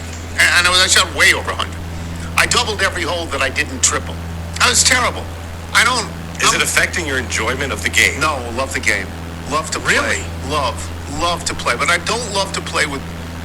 I shouldn't say I don't love to play with really good players, because if they're chatty and they're funny and they play fast, then I do. Sure. I just feel sort of embarrassed that I'm holding them up because I'm so bad. Is it an issue of grounding everything, or you're just wildly all over the place in the air? No. I hit the ball on the ground, or I hit it thin on a chip and I go over the green. And there's one shot on every hole that costs me 2 more shots. Do you know what I mean? I could hit 3 good shots, but then there's one shot that I end up with a 7. So when you're out of position, are you on your next shot? Are you doing whatever you can to get back into position, or for you, I feel like you're just having trouble getting into the shot? There's the part of you that's walking or riding with your friends, talking, I'm sort of so getting good away at the from your range. life. I'm so good at the range. Talking about practice. You know. We're talking about practice. So anyway, It's not a game. But I was so happy. Never the game. I was so happy to play, and we even played through a little rain. They let us take carts out. Well, there was a little rain yesterday. For about 6 holes, it rained. Never hard enough where you would say to anybody in the group, "You want to go in? Like, you want to keep doing it?" Yeah, it was spitting. It wasn't. It was there. It was consistent, but it wasn't awful. Now, the people you play with, are they shooting in the 70s or 80s? Well, they're shooting in the 80s and 90s most of the 80s and people I 90s. play Okay, well, that's not. It's not like you're playing with people who are like scratch. They're playing with my Michael. own age. Right, but they had better golfing backgrounds, so they're it's easier for them to just maintain a bunch of pars and bogeys without giving it all of their attention. If I am totally honest and put everything out, I probably shot 115 yesterday. You're not even putting the ball in the hole. I get close, and I just say, okay. Winter rules. No, I don't. I don't continue. Between the legs. I don't. I just stop. Yeah, between when I go past by That means 6 it's feet. good. Yeah. So I wanted to talk about something, and I feel that I have passed the threshold that I can talk about this. I left the 3-year grid of my life last Thursday for the first time again in 3 years because of the pandemic, because of COVID, because I am terrified of getting COVID. Which isn't to say that I wear a mask all the time. It is to say I don't go anywhere. But you did go to a wedding, in your defense. But I didn't leave the grid of my life. No. What I'm going to say now will indicate to those new to the show that I've left the grid of my life. I got on a train and I went to New York City. I haven't done that. And I got on the train with the great help of Amtrak Nicky, who fantastic. I had emailed and I said, help, what's going to happen? And he got me into a Some red top? What is? The guy carries your stuff. No, I didn't need that. No, I only took a small bag with me, an overnight bag. I knew what I was doing. But Nikki got me a seat, a solitary seat, which is important when you're going up there. You feel a little bit more comfortable. Going up, I faced backwards, which I wondered would be a problem, but it wasn't terrible. You okay with that? It was okay. I hate that. Coming back, I faced forwards, solitary seat, thanks to Nick. And he came to see me even in Union Station before the train left. The first train was delayed by a half hour to a little bit more, and I panicked, of course. It was, we'll never get there, and this is terrible, and why am I doing this? And you're going to say, well, why did you go? Well, I went because my college, Binghamton University, was honoring me at an alumni dinner. Now, let me be as honest as I can be and as forthright as I can be. I refused. I didn't want to go. When Sheila called me and said, we want you to have this award, I said, I don't want to do it. I don't want the award. And I said, and this is 100% truthful, there's nothing my school can do for me that will ever equal giving me an honorary doctorate. Nothing. You can give me all the awards and plaques you want. Nothing will equal that. That's just fantastic to me, and I'm very, very grateful. But she said, we want you to do it. So I said, okay. And then that was 2 months ago. When the day actually came. Oh, yeah. You're like, why did I agree to this? I didn't want to do it. I didn't want to do it at all. But Michael drove me to the train. I got on the train. You questioned my every turn. You questioned my every turn. I did. Well, we were hung up on one particular spot for an There's awfully 15 long time. different ways to get to the train station. I was trying to avoid downtown and take you. It doesn't matter. We got down by the monuments. We got there and the train was Scenic delayed view. anyway. And the train was delayed. Take me to the station. Take me to the train. Yeah. Now, do you wear pass through here again, mask Rolling in Stones. Union Station and on the train, or no mask at all? I had a mask with me. I wore it. Yes, I wore it here and there. Okay. I didn't wear it consistently, and I didn't, but I did wear it here and there. In the train station, standing on the line to the train, on the car itself, before I really settled in and felt I was okay. Because my great fear was getting COVID. Not just from the train, but, and the train is okay for me because I can walk around. I can't get on a plane. My back won't let me do that. I can walk And around. the train car opens up about every 45 minutes. Yeah, and air comes in and stuff like that. So, yeah. And at the dinner, though, people are in your face. They're kids. They're your age, Chris, your age, Michael. They're not a care in the world. And they are infected with every disease, every communicable disease known to mankind. Okay, so that was my fear. That's how I introduce myself to people. My great fear was getting COVID. When I got the award, and there were other people got awards too, I had to speak. And I had asked, I said, look, how long do you want me to go? And they said 2 minutes. Oh. 2 minutes. I said, okay. And in fact, as 2 Michael tight knows, because Michael knows what my speech was, like the first line basically, after I get the laugh on, the laugh line is always this. I know it was going to be a good laugh line because everybody here went to Binghamton. And I said, I can see the disappointment in your faces. You were hoping for Flo from Progressive Insurance. That's a winner. Got the laugh. And then I said, they told me I should speak for 2 minutes. I've been on television long enough to know what 2 minutes is. I'm not going past 2:15, believe me. And I went 2:15. And I got off. And I made them laugh. And later in the program, a person who was not even getting an award, but giving an award, giving the award to 2 people, went 15 minutes. Oh, my. 15 minutes thinking she was the wittiest, greatest, most important person in the world, had to give the history of everything, had to talk about how everything worked, for this particular foundation, 15 minutes. This is why we need to institute the Gong Show. Chuck Barris, where are you when we need you? Just to say at least Kelleher with the bell, right? Oh, something. 15 to introduce people who spoke for 2. Rap. Anyway, and I had a lovely time. Food was good. It was at the Penn Club, and it was very lovely. The Penn Club, the upstairs banquet facilities for 150. Nice. Did they give you a special room for all that tuition? No, I should have gone to somebody and said, "Do you know how much money I paid to get my kid in here and keep him?" No, I went to a hotel. Literally, though, this was another important thing to me. I wanted a hotel within walking distance. I didn't want to start getting in cabs. If it rained, I didn't want a problem. I got a hotel on that street. That was fine.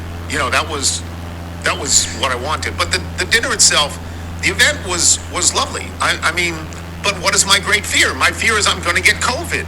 I have a question. Now, it's been a week, and I don't have COVID. You're good, so I think I'm good Yeah, now. we think you're I clear. got the booster deliberately 11 days before this event so that it would kick into my system and give me maximum You're good. protection.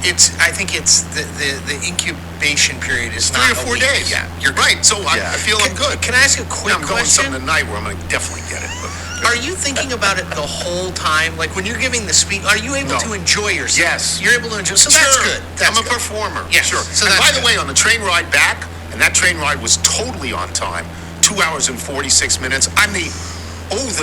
The new hall in New York.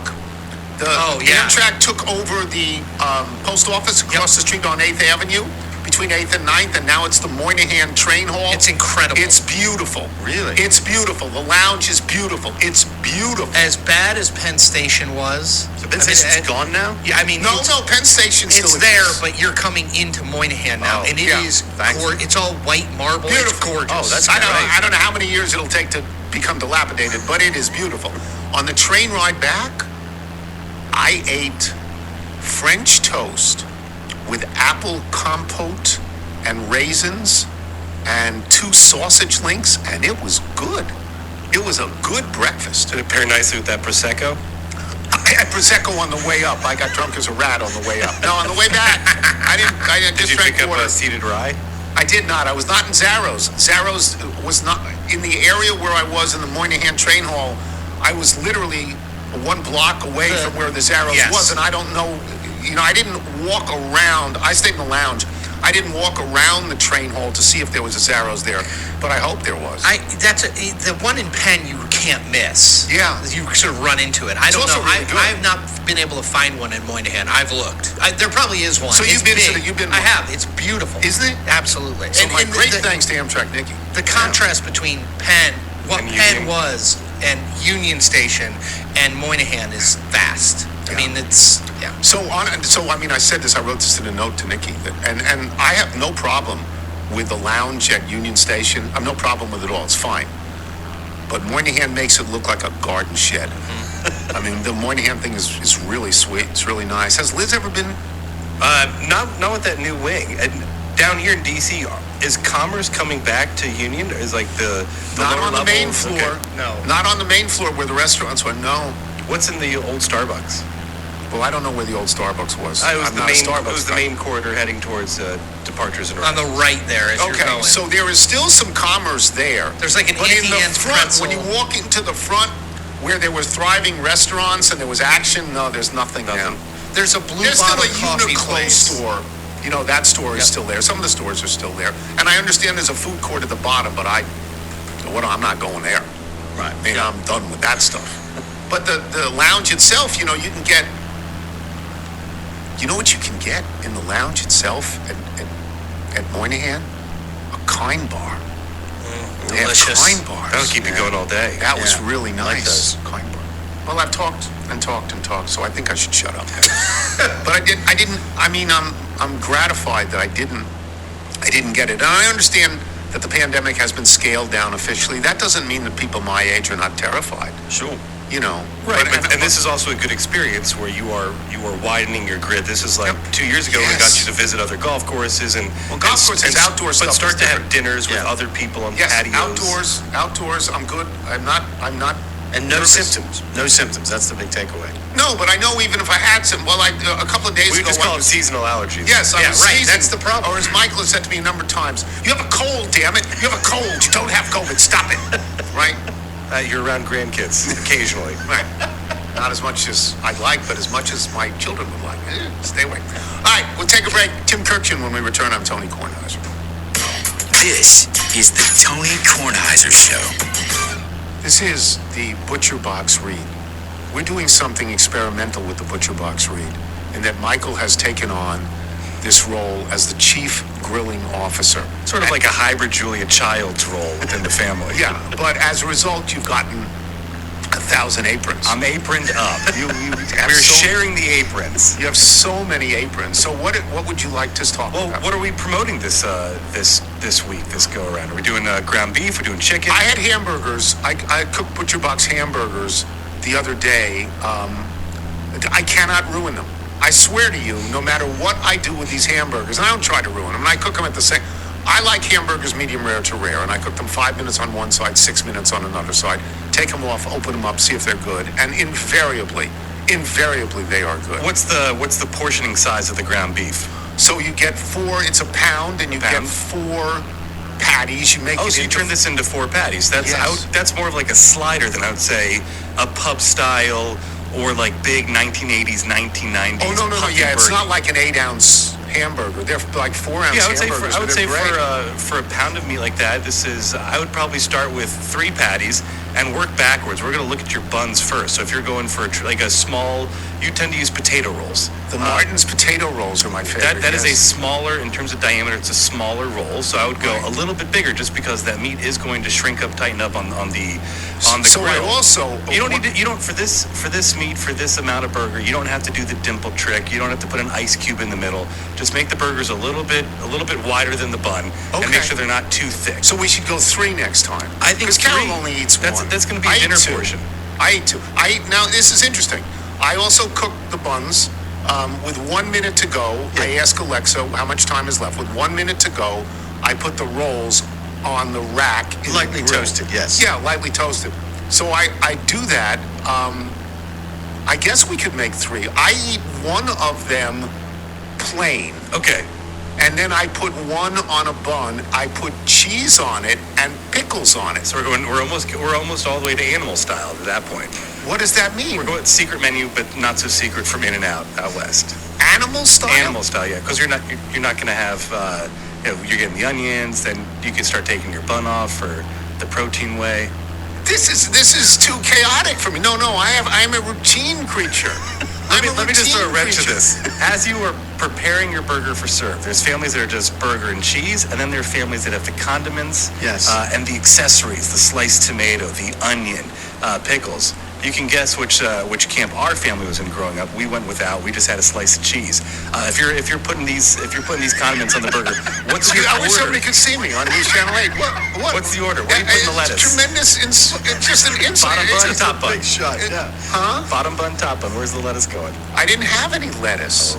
I just had cheese and pickles. No I cut mustard, up the pickles. no mustard, no ketchup. No, I don't like ketchup at all. I'm not a ketchup person, but I do like these. Look, I really like Butcher Box. People know this. Yeah, it's great. Butcher Box is giving us a special deal, and by us I mean anybody who's listening. Sign up today using the code Tony to receive ground beef for a year.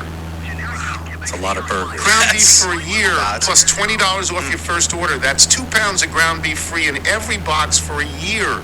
Plus $20 off your first order when you sign up at butcherbox.com/Tony. Use the code Tony. Use the code. This is good. You're listening to the Tony Kornheiser Show. This is sent to us by Dr. Mark Teachin, the chaplain and Grace Palmer Johnston Chair of Bible at the Stony Brook School. Not that Stony Brook School. Ours predates that one by 35 years. This is probably a boarding school or a high school or something like that, not Stony Brook University. He writes, please find attached 2 songs from a new EP entitled Wax Wonder by Amy Julia Teachin. Teachin is how it's pronounced. which dropped on Spotify, Apple Music, and all major platforms on May 3rd. With a background in spoken word poetry, therapy, and education consulting, Amy Julia gives musical expression to the affections of joy, struggle, and indeed wonder common to us all.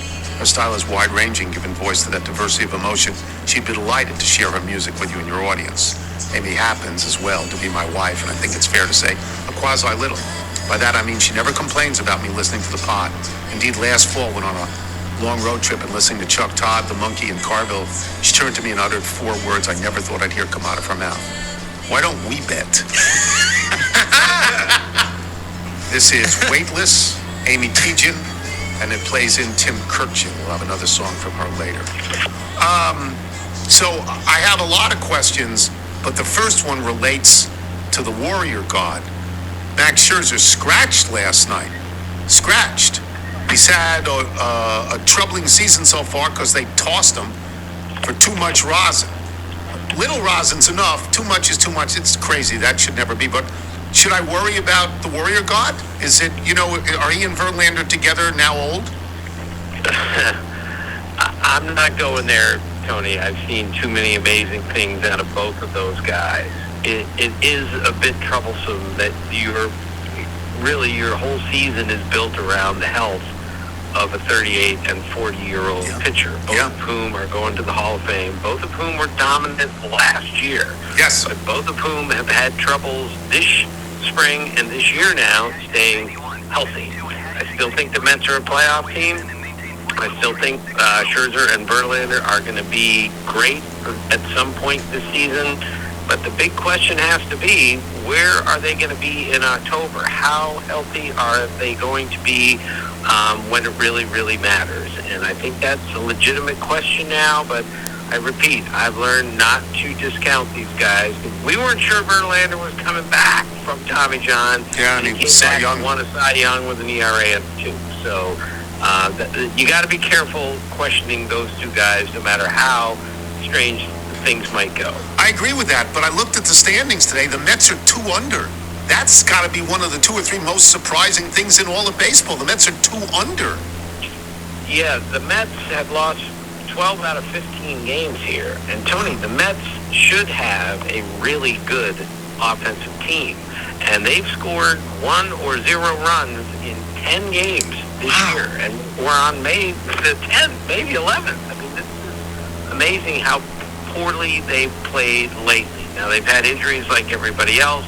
I repeat, they're going to turn this around. Buck Showalter's going to find a way. But right now, I mean, I thought at the beginning of the year the Braves and Mets are going to be neck and neck the whole way. The Braves are way better than the Mets are at the moment. I think that will change to some degree, but they've got some work to do. I understand why you feel the way you feel about Scherzer and Verlander. I feel the same way. They were great last year, and it's just one more year. But I wonder, Tim, if all of us aren't sort of guilty of Tom Brady bias, that we see somebody do something that nobody has ever done, and we assume anyone or everyone can do it. And I'm not sure that's true. Well, it's a legitimate question now, Tony. And the beauty of baseball, the best part about baseball, is how hard it is to play. And when at some point people just can't do it anymore. I mean, Roberto Alomar might be the greatest second baseman I've ever seen as far as all-round player, defense, hitting, running the bases. And he lost it in 1 year. It was gone at like age 36. He was great at 35, and 36 he wasn't good anymore and never got it back. Strange things happen in this game, and you have to be able to recognize them. And right now, Scherzer and Verlander have to be great, but you got to wonder, all right, are they going to pull this together again? My guess is yes, they are. Okay, let's move to Wilson Contreras, dumped from the catching position by the Cardinals, who are suddenly awful, truly awful. Tim, the Cardinals played the Cubs 19 times every year for the last X amount of years. How could they not know that Contreras is not a good defensive catcher? Well, I think they knew it, and I think they thought, we're the Cardinals, we're going to get him into our system. We teach players better than anyone else how to play the game, and he will make the adjustment. Yadier Molina from a distance will help him. The whole system will help him. And so far, it hasn't worked. But Tony, you know this. When you have a catcher that can really hit, a catcher that provides tremendous offense, you leave him behind the plate. Yes. Because you put him as a DH, he's just another good hitter at DH. When he's behind the plate, he gives you a distinct advantage over other teams because he's a better hitter than almost every other catcher out there. This was a really surprising move that the Cardinals would do this, and they've won 3 games in a row since, or around there. We'll see. Maybe they're smarter than all of us. I'm still not sure I understand how, whatever, 35 games into a 5-year, $87 million deal, that they've decided he's not a catcher anymore. They either should have known that before they signed him, or just said, if you pitchers don't like throwing to him, you guys are going to have to figure it out. He's our catcher, but that's not what they decided. All right, let's get to the story that, to me, so far this season is the most amazing thing, which is the American League East, where every single team in the division is above 500, the only division like that. Every single team in the division has 20 or more victories. No other division has more than 2 with 20. And at the top, the Rays at the top are the best team at the moment in baseball. How good is this division? Well, it's clearly the best division in Major League Baseball. Every other division has a really bad team in it. Some divisions have more than one really bad team in it. And this division has 5 pretty darn good teams. The Red Sox are way better than a lot of people thought they would be. The Yankees are above 500 with half the team on the injured list. The Blue Jays are so loaded with talent, it's ridiculous. The Orioles are so loaded with talent, it's preposterous. And the Rays are off to a historically good start. I just did 2 of their games over the weekend, and I went to the game last night in Baltimore and saw them, and I'm completely dazzled with the way they play the game. They're a way better offensive team than they were last year or any other year that I've seen them. I think this is the best team the Rays have ever had, which is really saying something, and that's the division. And this is where the balanced schedule helps all those teams. You they don't bet. have to see each other 19 times. They only have to play each other 13 times, which means they can go to Oakland and Kansas City and clobber some bad teams out there instead of beating each other up. It's really something, and that is the correct point.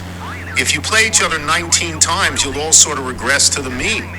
But if you only play each other 6 times less than that, those are at least 5 wins most of the time, and nobody's going to catch these teams, right? How many playoff teams are there? You can't have 5 from a division, right? There's only 3 max. Right, 3 max, and you have 6. You have 3 division winners and 3 wild cards. Now you have 6 teams make the playoffs. So you could have 4 from one division mathematically. Yes, you could. And my guess is that's not going to happen. At least I thought that at the beginning of the year. I thought there'd be 3. But there's an outside chance there will be 4 teams from the American League East that make the playoffs. And that would be obviously historic. All right, let me get to something that Theo Epstein said on the PTI show the other day. Theo Epstein, who, by the way, is probably the smartest person we've ever had on the show. Him or Steve Young. They're the 2 smartest people. He said he called the starting pitchers the protagonists.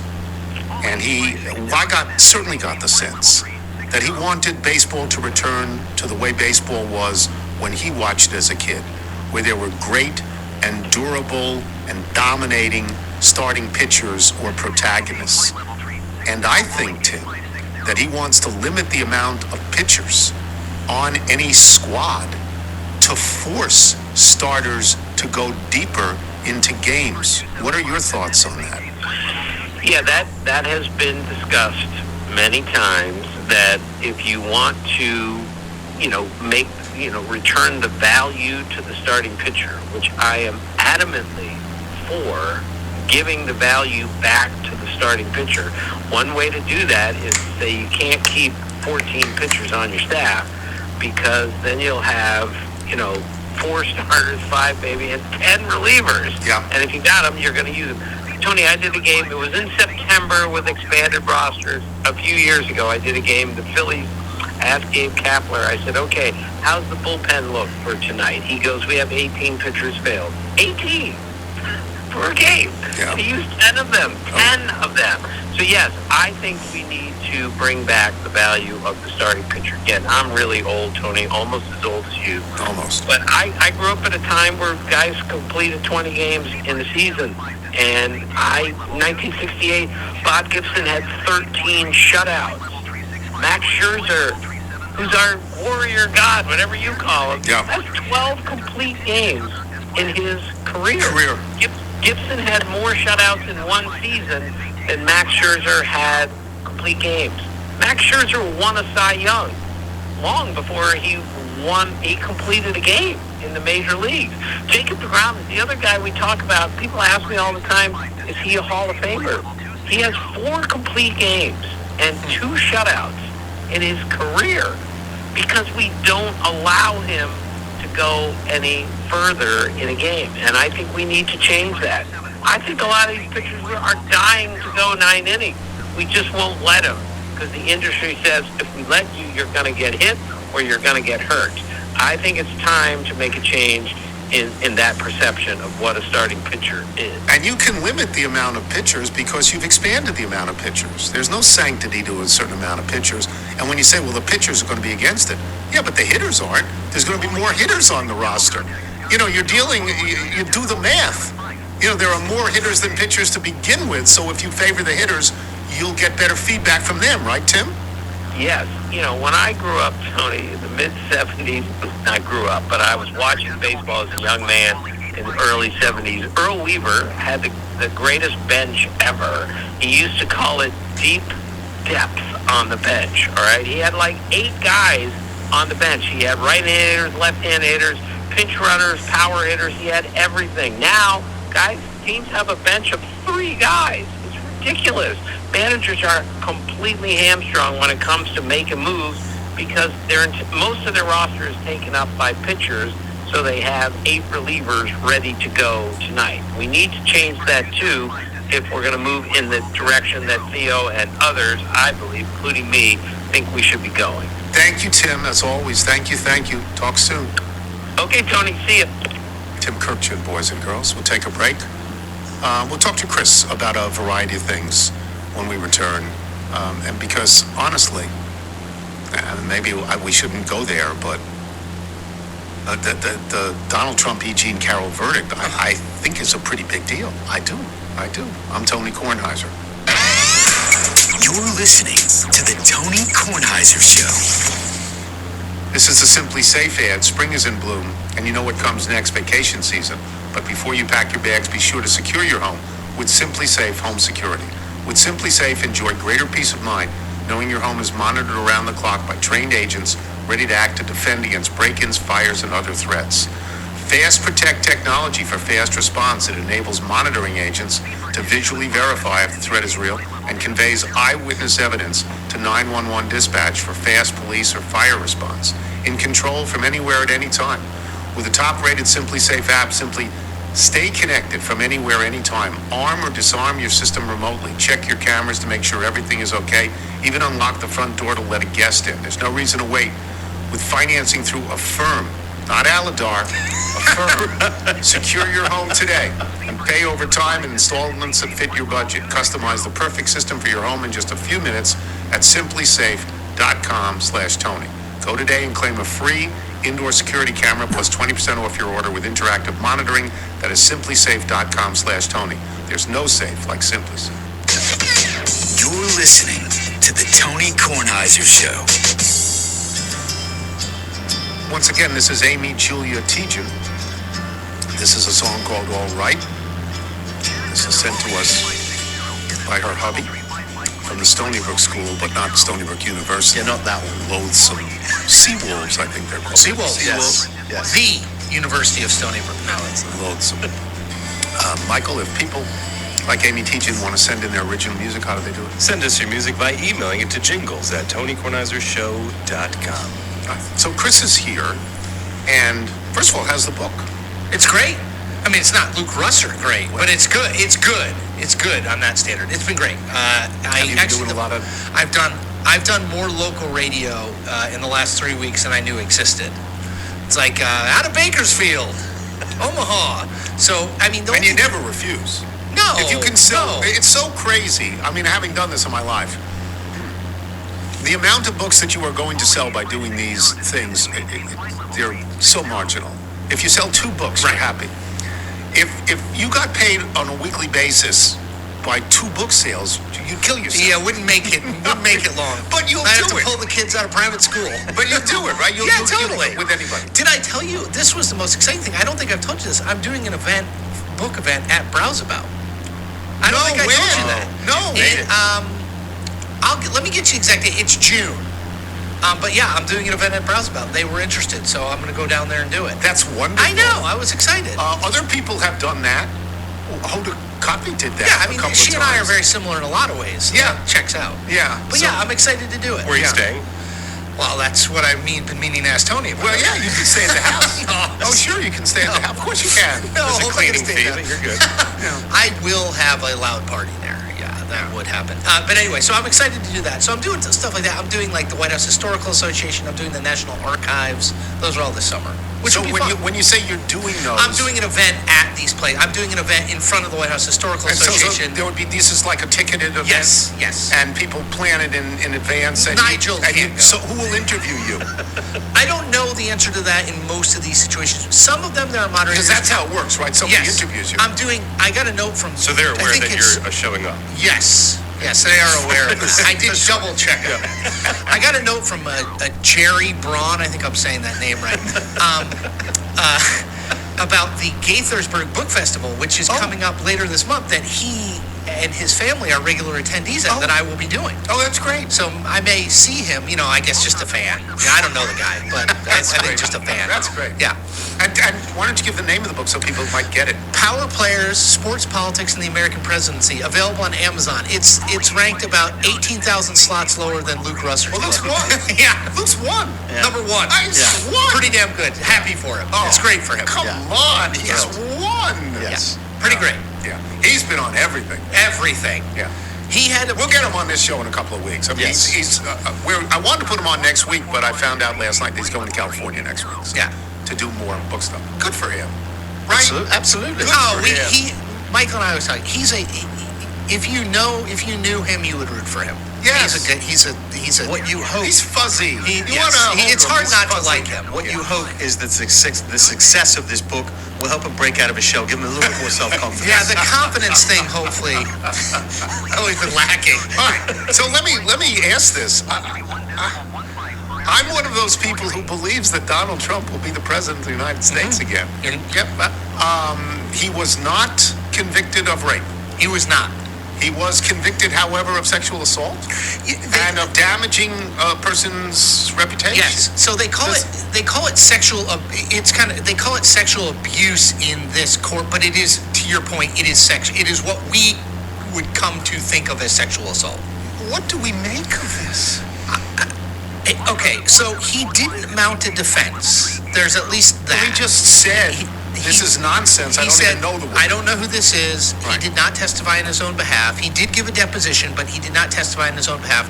They were going to have a psychologist testify. That was his one witness, and there was some sort of conflict, and the person didn't show up. So no witnesses on his side, and he didn't testify.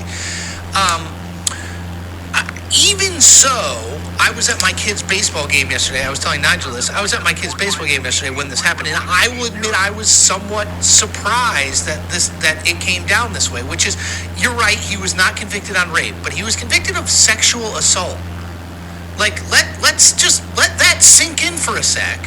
And remember that 24+ women have accused him of sexual assault. Now, accused, not the same thing, but have accused him of sexual assault over his life. He is also currently under indictment for an issue. He has 2 more pending. The confidential, the records, what he took from the White House potentially. So and the case in Georgia. So there's a lot of smoke here. But Will any of this stick to him? Why do people like me just shrug and say none of this will stick to him at all? I don't think it has any effect on a Republican primary. None. Wow. There's a quote, I told Nigel this before we went on, there's a quote from Tommy Tuberville, former Auburn football coach, now senator. Saying, they asked him, like, well, what do you think of the case? And he said, of the conviction, and he said, well, if I could now, I'd vote for him twice. And I think there's that strain within the Republican Party, which is there's nothing that can be said or done or happen to Donald Trump at this point that would change their mind. Now, how does that impact him in a general election? I mean, I can't imagine there are women out there who see this and think, that's my guy. I mean, maybe there are, but, he lost women by 15 points in 2020. There's a big reason why he lost overall. He won men by 8, so there was a 7-point gender gap there. I mean, a 23-point gap between the two, but 7 points in favor of women. I can't see how this can possibly be helpful in that regard. If you are sort of on the fence, you don't like Joe Biden, you're not happy with the state of the economy, but the alternative is this guy. So I'm hesitant to say nothing matters, it's nihilist, I don't think anything matters in the Republican primary. I've said for a while now, and I continue to believe he is very, very, very likely to be the Republican nominee for president. Thought that was true before yesterday. Thought it was true before he was indicted. Think it's probably as, if not more, true now, today. He's ahead of every opponent by at least 30 points. He's at 50-something. DeSantis is at the low 20s, and then everybody else gets like roughly the same amount of vote we get. At 1%, 0.5%. So I do think it has an impact, but I don't think it has an impact on him being the nominee. Did I read that he's going to do a town hall on CNN? Tonight. On CNN? Yep. The fake news capital of the world in his mind? He's going to do this? Well, so I think the thing to remember about him, and we've talked about this, but he is an entertainer first. He is not a politician first. He is not a statesman first. He is an entertainer first and foremost. And even more than that, he's a reality TV entertainer. So he likes doing the unpredictable because he knows there's kind of interest in that. Because if he had never badmouthed CNN and he went on CNN, people would watch. People would watch. Yes. But now, lots of people are going to watch because it's like, what's he going to say? What's he going to do? And that was before, by the way, he was found guilty of sexual assault and defamation yesterday. Now, most sane candidates would say, like, well, given an extenuating circumstance, a schedule conflict. They'd make up something and not go on. Hold on. I want to make sure I give the quote right. He gave out a quote that said, I mean, it's so amazing, about tonight. He said, could be the beginning of a new and vibrant CNN with no more fake news, or could turn into a disaster for all, including me. That's his quote. I will. What? Why are you doing it then? I will watch. I mean, of course. I will not watch the basketball or the hockey or the baseball. No, I will watch. Of course, so this is the thing. This is why he does it. He does unpredictable stuff where it's like, wait until the next episode. Dun dun dun. Let me ask this. He's in all sorts of hot water, depending on how hot you think it is. Tommy Tuberville thinks it's lukewarm, doesn't mean anything. And Biden's poll numbers are terrible. They're terrible. They're dropping like rocks. Why aren't other people running for president in both parties? Yep. Why aren't they?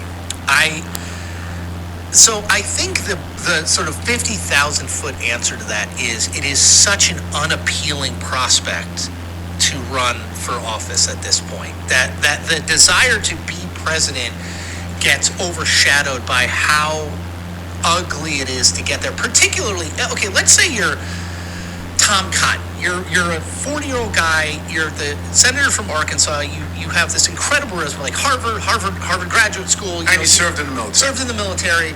Yeah. You look at this rate. You want to be president and think you could be a good president, right? And I think all of those things that we just said about Tom Cotton are true. You look at this race and you think, do I really want to run against Trump? Like, is that what I want to do? Like, look at what he's done to DeSantis from Meatball Ron. Which, by the way, is a terrific nickname. Even if it is, I think it is meant to be anti-Italian. I'm not totally sure about that, but do you want to face down that? Is that appealing to you? So that's on the Republican side. I think it's so unappealing. He's going to make it so ugly that even if you win, you're never going to be able to look your kids in the eye again. So that's on that one. Remember, this is a man who said that Ted Cruz's father may have been involved in the assassination of JFK. Let's not forget that happened. So, and then on the Democratic side, there's Robert F. Kennedy Jr. and Marianne Williamson running, neither of whom are significant threats to Biden. I just think the Biden people did a good job of essentially saying, we will end you if you run against him. That you won't win because it's really hard to beat an incumbent president in a primary. 82? He's going to be 82 years old. Yes, right after election day. He's going to be 86 at the end of his second term. But I think they said I'm younger than that. I can't be president. If you don't have the stamina. And I would recommend to people, there's a great story, I think it's in the New York Times, about Biden's diet. And let's just say he eats like Chris Cillizza, which is inadvisable for Joe Biden. Ice cream and spaghetti? He likes ice cream and spaghetti. Who doesn't? Yeah. But, so I think they essentially, so if you're Gavin Newsom, again, you're in your 50s, I think, Newsom, you're the governor of California, you're going to run for president at some point. Do you take a flyer on this knowing you're probably not going to win because Ted Kennedy lost to Jimmy Carter, and Jimmy Carter was as badly damaged as Biden, at least. And Ted Kennedy was more famous than anyone who would run against Biden this time. Do you want to take that flyer, or do you want to just wait 4 years? It's an open seat, no matter what, right? The Democratic nomination will be open no matter what. Either Biden will be term limited, or it'll be, you have the chance to go against the inheritor of the Trump legacy. And so I think they wait, but I agree with you. It's really depressing. I mean, there's a poll out there that shows, it was NBC.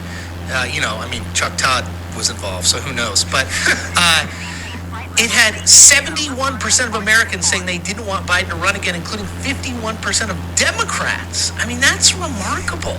And it's primarily to do with age. I think people think he's a pretty nice guy, but that 80 is too old to seek a second term. But it's politics. If Donald Trump runs and wins, he'll be in his 80s when it's done. Yes, he's 76 right now. Yeah. He'll be 80.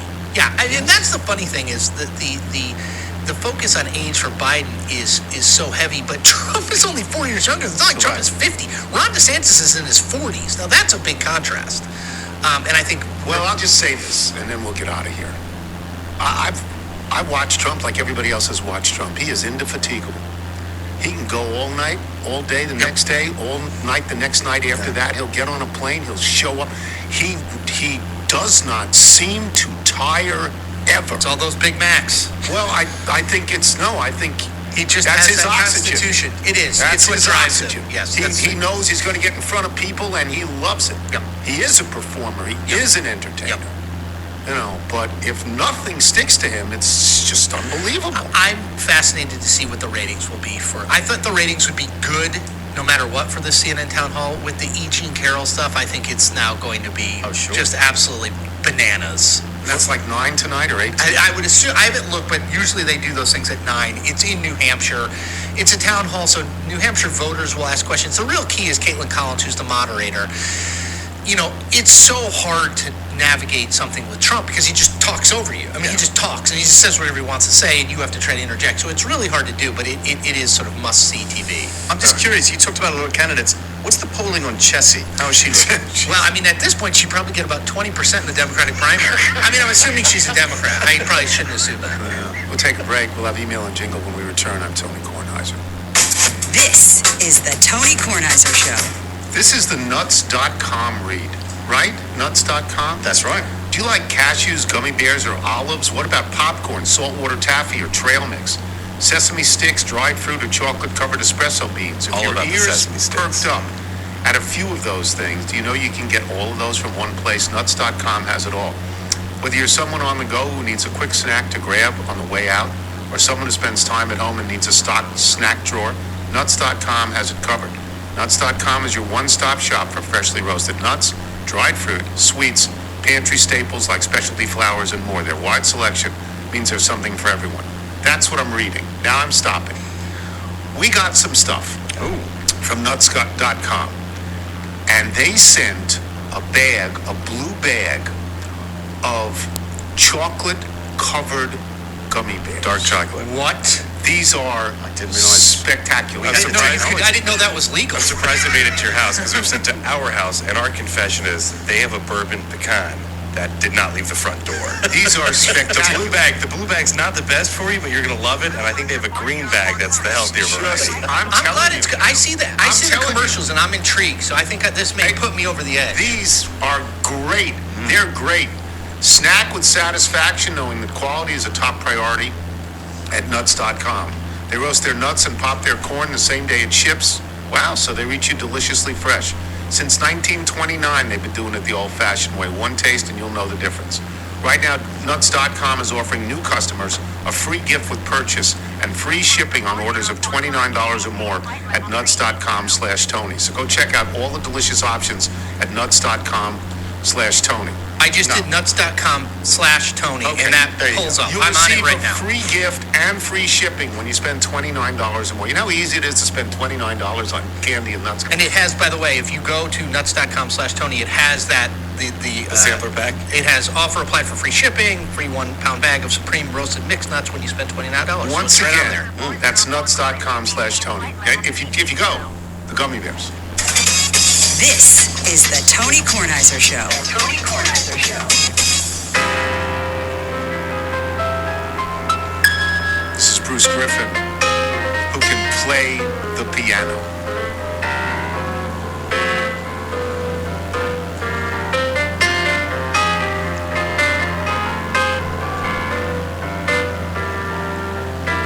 Here comes Tony, mailbag. Got your emails, your faxes, and here comes Mr. Tony's mailbag. Gonna read some for all the folks. Have mercy. Bruce Griffin, so great. You want to do the Bethesda Bagel ad? Send us some hot bagels. Yes, the sesame bagels. I'm very excited about those. Bethesda Bagels, we love them. You will as well. Just go to BethesdaBagels.com for the location. Good day for Chris to show up and Yes. get a lot of bagels. Oh, to what a take home. coincidence. Just go to BethesdaBagels.com for the location in the DC area nearest you. Then pop on in and you will be thrilled. Before we get to the mailbag, let me just say I woke last night to the sound of thunder. How far off I sat and wondered. Started humming a song from 1962. Ain't it funny how the night moves when you just don't seem to have as much to lose? Strange how the night moves with autumn closing in. That's Night Moves by Bob Seger and the Silver Bullet Band. Bob Seger, Rod Stewart, guys like that. Very distinctive rock and roll voices. Oh, yes. Can sing anything. You know, they are rock and roll singers. And Seeger, not a big guy, right? About 5'5", 5'6", not big at all. Like Mitch Ryder. Mitch Ryder, Big that's at right. all. Yes. Thanks to our guests today, Tim Kirkchin, Chris Saliza. Thanks to sponsors today, SimplySafeNuts.com and ButcherBox. Remember, you can listen to us on Apple Podcasts, Spotify, Google Play, and Odyssey. If you get the show through Apple Podcasts, please leave us a review. Now, We are approaching pool season, so Yes. TK5 still active at johnnyO.com. even though he's up to we 6. might have to up. No, he's up to 7. Oh, he had one last We are night? passing the over. Wow. So Dominic Smith now probably on pace for at least 35 RBI. He was 3 for 3 last night. Yeah, he's the worst player in baseball. Not good. Yeah, I guess it's only when I watch that he's the worst player in baseball. Yeah, I didn't you watch got to last stay for night. the West Coast Capes. So we found out, Nigel told me that we got a lot of woodpecker stuff. Yes. I haven't read these. I'm reading these blind. Okay, this is from Ken Mays from Knoxville, Maryland, not Tennessee. Dear Tony, you are not a bird brain and good on you. I'm a bird brain and that is my addiction or among them. The bird you saw on your early morning dog walk was a woodpecker. It wasn't a common red-headed woodpecker, but a pileated woodpecker after the Latin word pileatus for cap. It is the largest woodpecker, thank you, in North America. The size of a hawk or a raven. This is exactly what I thought, unless the raven is an offensive lineman, and indeed has a prominent red head.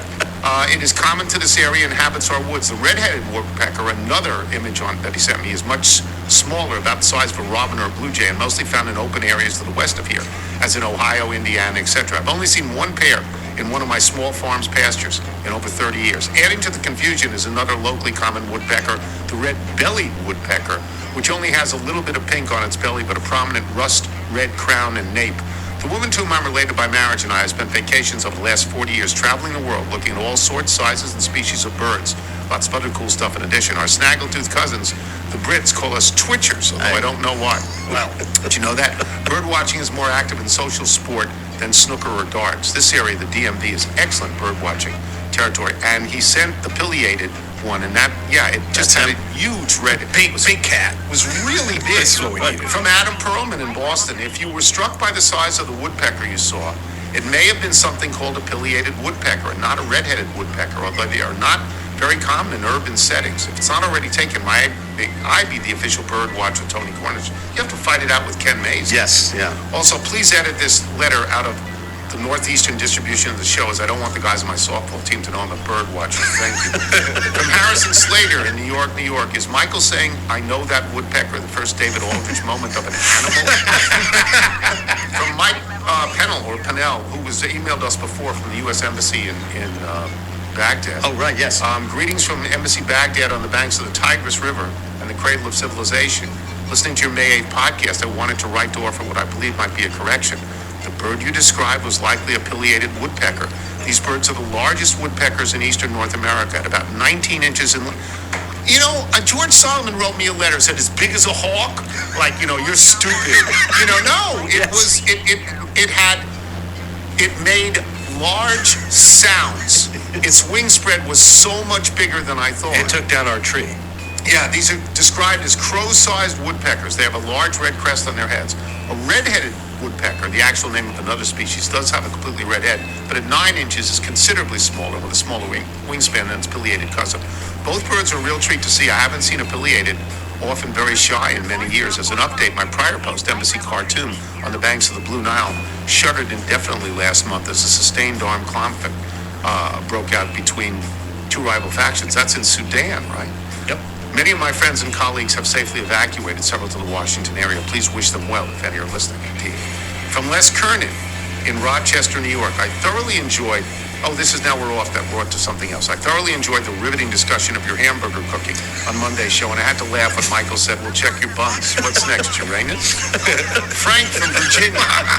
First time, long time. I heard a fellow little email in about the Golden Snowball Contest in Buffalo taking the win with 130 inches of snowfall. That's cute. I live in the Reno Tahoe area, and we received at last count somewhere over 600 inches. And we just got more snow last week. Eat it, Buffalo. Wow. Because that's the California. Yeah, I was going to say, there are places in drought. California where I saw over 700 inches. Like, like I saw a picture 2 days ago on the Twitter box where there is still covering the home. From Todd in Bristow, Virginia. Apropos of nothing, this is pretty great. I thought I would share it. Since it came from social medias, I figured Mr. Tony would not see it otherwise. Willie Mays, when describing as a 17-year-old, faced Satchel Paige for the first time. It was 1948. Satch had a very, very good fastball, but he threw me a little breaking ball just to see what I could do. And I hit it off the top of the fence. I got a double. When I got to second, Satchel told the third baseman, "Let me know when that little boy comes back." 3 innings later, I go to kneel down in the on-deck circle, and I hear the third baseman say, "There he is." Satch looked at the third baseman, then he looked at me. I walk halfway to home plate, and he says, "Little boy?" I say, "Yes, sir," because Satch was much older than I am, so I was trying to show respect. He walked halfway to home plate, and he said, "Little boy, I'm not going to trick you. I'm going to throw you 3 fastballs, and you're going to go sit down." And I'm saying in my mind, I don't think so. If he threw me 3 at the same pitch, I'm going to hit it somewhere. He threw me 2 fastballs, and I just swung. I swung right through it. And the third ball he threw, and I tell people this all the time, he threw the ball, and as he let it go, he said, "Go sit down." This is while the ball is in the air. Yes, he struck me out with 3 pitches. That's Willie Mays talking about Satchel Paige. Well, have you heard the Willie Mays Bob Gibson story? No. Willie Mays apparently went up to Bob Gibson's house, something, off duty, and Gibson comes to the door wearing glasses. And Willie Mays is like, "Wait a minute, you wear glasses? You're supposed to wear glasses?" Like, "Yeah, I actually am. I can't see that well." Another intimidation factor when he's on the back. Total intimidation. From Mike Todd, not that Mike Todd, in Columbus, Ohio, just south of Galena. "Oh, sure, Booger McFarland can name the 14 guys drafted before him, but can he name all of the rascals? I doubt that." From Jason Blazer, once again, from Lake Orion or Lake Orion. Either one. If I learned one thing in life, it's this: the secret to a long, blissful marriage is to announce to a national audience that the woman to whom you're related by marriage has wolfed down a pile of sugary baked goods. Please tell Mike Use the backyard smoker and the self-smoke some pink Himalayan rock salt. Then use a grinder of your choice. It's a game changer. I've been known to partake in a nice melon from time to time. I'm no good at being noble, but it doesn't take much to see that the problems of three little people doesn't amount to a hill of beans in this crazy world. Someday you'll understand that. Not now. Here's looking at you, kid. From Kevin Bench in the hills in Texas, I offer a heartfelt thank you for your wisdom. You said today 3 times that sea salt is the salt of the oceans. Where would us little bees without you? Little bee without you. Stephen Vaughn, you're so right. Michael offered poor advice. As a Maryland-raised man living in Northern Virginia, I can tell you every single Trader Joe's location is putrid. Each one I have been to in the lovely Commonwealth is either jammed into a massive shopping center with one horrible one-way parking rows, or has parking in a garage that would make a spelunker claustrophobic. Sure, the cotton candy grapes are delicious and they have wonderful cheese selection, but you're better off going somewhere else. Don't drive. It's not worth it. Stephen Arlington. See? It's not a bad take. You. But what about the reusable bags? My God. Elliot Olshansky in Comac on Long Island. If Washington's baseball history is any indication, what the Nats really need is for a devoted and aging fan to sell his soul to the devil in exchange for the transformation into a young prospect who joins the team and immediately energizes the lineup with his hitting, his fielding, and most important, his heart. I suppose that if an epic Nats win streak coincides with the mysterious disappearance of the podcast and a string of Frank solo appearances on PTI, we'll all know what happened. Just make sure you negotiate a solid escape clause in time for football season. You gotta have heart. Strike 3, ball 4. Would you like to say how you know this? Goodbye, old girl. Yeah, because bye, Michael old girl. was the star of this in high school. Oh, really? In Joe Damn Boyd Yankees. and Joe Hardy. Yeah. Could you do it now? I could do most of the show. But the problem is, at this point in my career, I was such a bad dancer, they had to have me up front because I was the lead. Mm-hmm. But I was aged, so it was okay. I got away with it. That's right. Hey, you're not supposed to move, Chris. Elliot Olshansky also writes, best regards from Suffolk County, where the Trader Joe's in Comac has ample parking, as it anchors a sizable shopping center on Jericho Turnpike, along with the Dick's Sporting Goods at the other end. From Tim Cribb in Fort Collins, Colorado. Another thing we have in common, I hate ketchup. I don't put ketchup on anything ever. It's gross. Yes, I don't like it. Mitch in Las Vegas. Is the Chuck and Roxy show simulcast available on News Channel 8? I'm hoping this question will get me on a future podcast. I don't think so. I'm not sure. And 1 in a million. Okay, we got one more, and these are always long, but pretty good. From Rob Strittmatter. I've listened to you since the WTEM days with Andy Poley. So I don't want to know how you do it. About a month ago, I was invited by a friend to the University of Georgia chapter National Football Federation banquet golf outing in Athens. And mind you, I have no affiliation with the University of Georgia, and I'd never been to Athens. My friend's brother-in-law is a donor and was kind enough to offer the invite. On the day of the banquet, there was a golf tournament at the Athens Country Club. Probably 36 foursomes. That's a lot, man. That course is loaded It's then. a 5-hour round. Yeah, at least. Since we only had 3, a 4th player was paired up with us. With it being a tournament, our names were on the front of the cards. On about the 4th hole, the gentleman, Phil, who was randomly put in our foursome, walks up to me and asks, where did I grow up?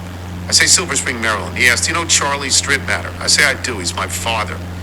Phil says, I played junior high baseball in Mount Rainier with your father. He played shortstop and I played center field in 1952. Your father lived 3 doors down from me and we played ball every afternoon. What are the chances? I guess 1 in a million or more. My father passed away about 6 years ago. Never missed him more than when I was talking to his old teammate. Phil moved away from the D.C. area in high school and had not seen or spoken to my dad in 70 years. My dad was a huge baseball and Nats fan. I would have paid anything to be able to call my dad right then and put Phil on the phone. Phil is Phil Schaefer, Hall of Fame, University of Georgia football and basketball broadcaster. Wow. Also, I have a Rehoboth Beach house. Your neighbor Brian sold us our lot on Lake Drive. I know where Lake Drive is. I walk Chessie on Lake Drive every single morning. I know where that is. Rob Strittmatter. Pretty cool. If you're out on your bike tonight, everyone, as always, do wear white. Now, if there's anything I can do for you, But I certainly hope you'll die I soon. certainly hope you die soon. So, it looks like we've got some rain clouds forming in Western Ireland right now. And we're not anywhere too close to an airport with 33% fuel. I also noticed that we apparently flew right by the Giant's Causeway without going over it. We just missed it. So I did always plan to circle Ireland and come back up and go back basically over to Glasgow where we were in our last episode, and then go down the United Kingdom, down Britain into Wales. Not entirely sure what I'll do when I get to the United Kingdom, but we're going to have to go back up and see the Giant's Causeway on our way back to Scotland and the North United Kingdom. We're getting low on gas. We're going to have to wrap it up soon, so we'll have to start kind of heading towards a airport. But until we end this episode, we are going to listen to the Tony Kornheiser Show from Thursday, May 11th. This is the day after the episode we just heard.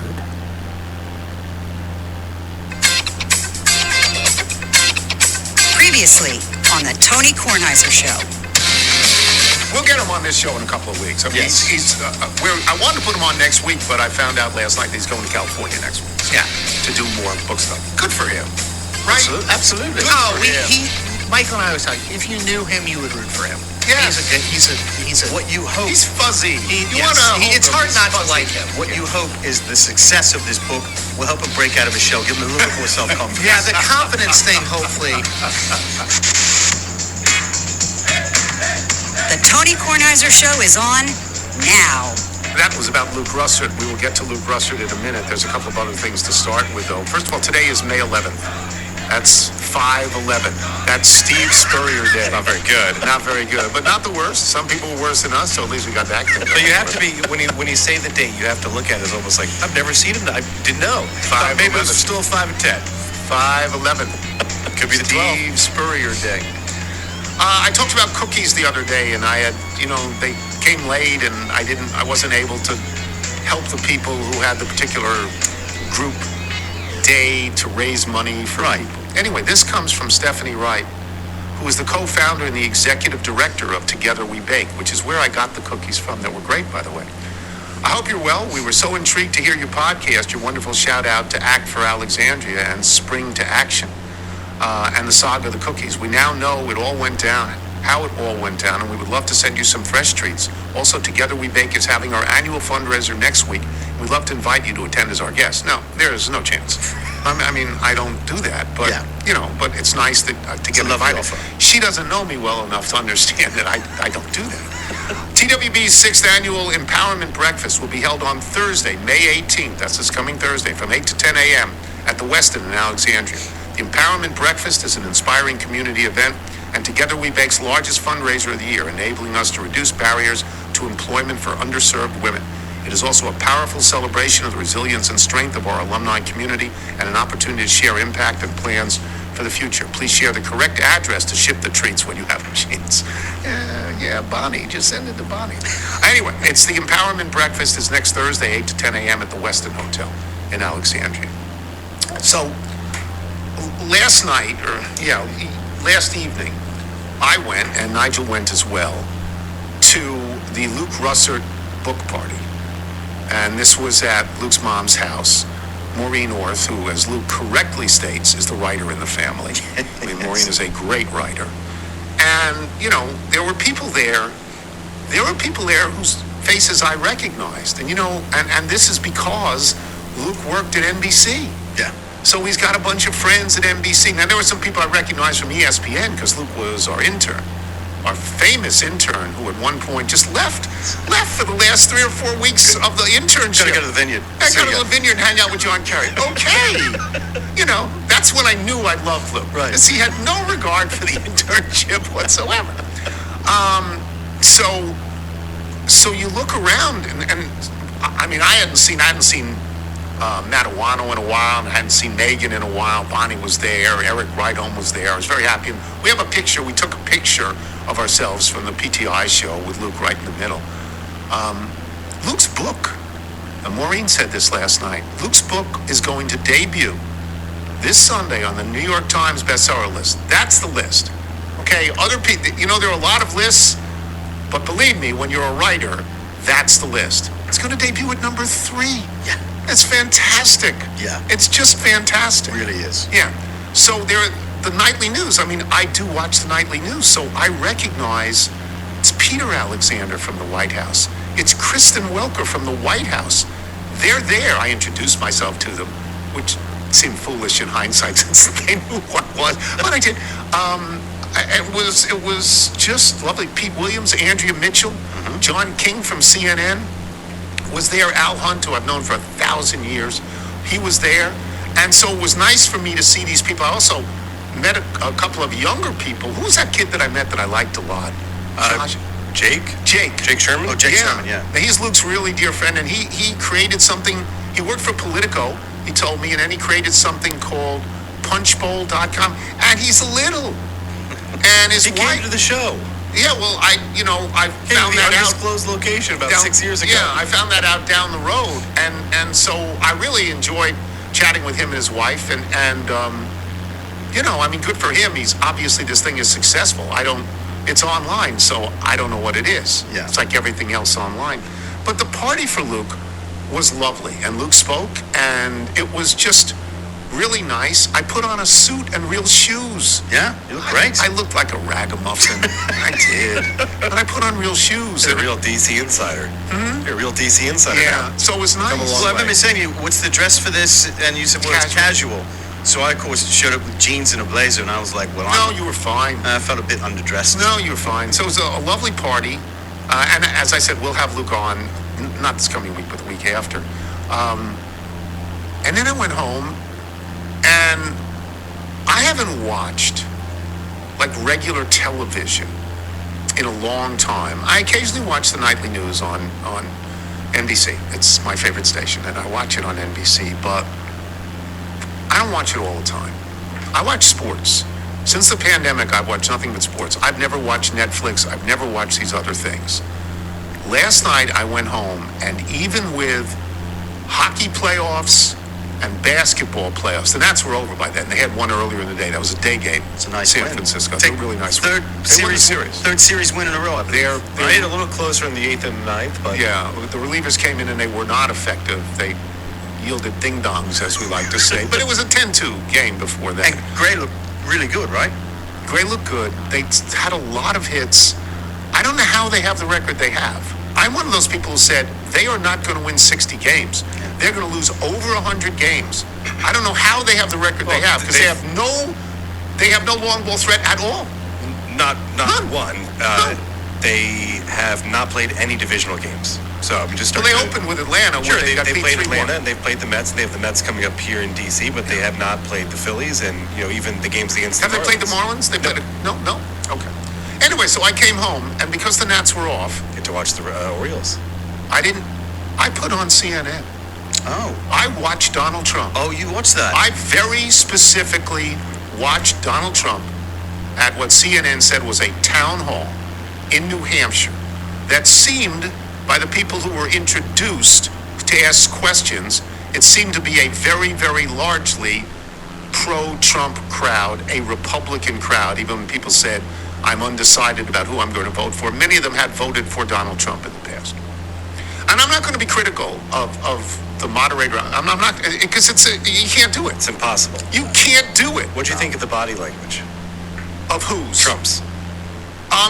A gargoyle. A little bit more slumping and a little bit more lurching than I thought. Didn't sit up straight. I mean, seemed to be prowling to some degree, but that's amateur psychology. I will just say this. He's a fabulist. It doesn't matter if it's real. It is presented by him as real. I mean, we talked about, how would you do this? We're going to drill, baby, drill. We're going to change the economy. All right, that was his position before on oil, and the environmentalists go crazy about this. But then he talks about how the economy was in the greatest shape in the history of the United States when he was president. I don't know that that's true. There are lines. It was the guy, and first of all, the most unbelievable thing to me was not anything that he said, was that he went on CNN. Yeah. He called CNN fake news for years and years and years, more than anything else. I guess the New York Times and the Washington Post, but CNN, because he's a creature of television. He's not a creature of print. And he went on. And he went on. I mean, he sat there. He was ready for this. He was totally ready for this. Yeah. He had the agenda of what he wanted to say. He said at one point, he was asked about if he was hoping that the Ukraine would win the war against Russia. And he said, I'm hoping it stops. If I'm president, it'll be over in 24 hours. This, like, you sit there And you want to say to somebody next to you, except nobody was next to me, what? He said, first of all, he said, if I was president, it wouldn't have happened. Right. And this is, of course, Donald Trump's belief, and comes up in everything that he says. His belief that he can negotiate everything. Yeah, everything is a deal. Everything is a deal. Like he talks about reversing Roe versus Wade and how happy he is that he did that. He now, because he's obviously taking credit for these Supreme Court appointees. Okay. But he says now one side of this is in a position they can make a deal. Like I think the takeaway from Donald Trump is that there is nothing set in stone. It's all written in sand because it's all subject to the next deal. This, of course, harkens back to his book, The Art of the Deal, that he believes not only in himself, but in his ability to persuade and convince and cajole anybody into anything. Like it's sort of like Donald Trump says, and I'll give a little here and you'll give a little there. It's not like, well, that guy's not giving anything. He's not giving anything. No, I'll give a little here and you'll give a little there. It's a performance the likes of which you go, wow. I mean, every time I see him, I do understand why people like him. I do. It doesn't mean that what he said is true. What does Jake Tapper say? There's not enough time to fact check what he's saying. Right. It's like you're taking the original source material to a photocopier and you're just printing out 100 copies of it, and you go, try and catch them as they all fall to the floor, as you're then putting me in a premier time slot where I'm looking at just the real-time numbers. I have no policy, no plan, but I'm aware of where the polling is. I can basically show up as is disheveled, gargoyle-ish on the prowl, and I know if this thing is held tomorrow, I have a puncher's chance. He wins.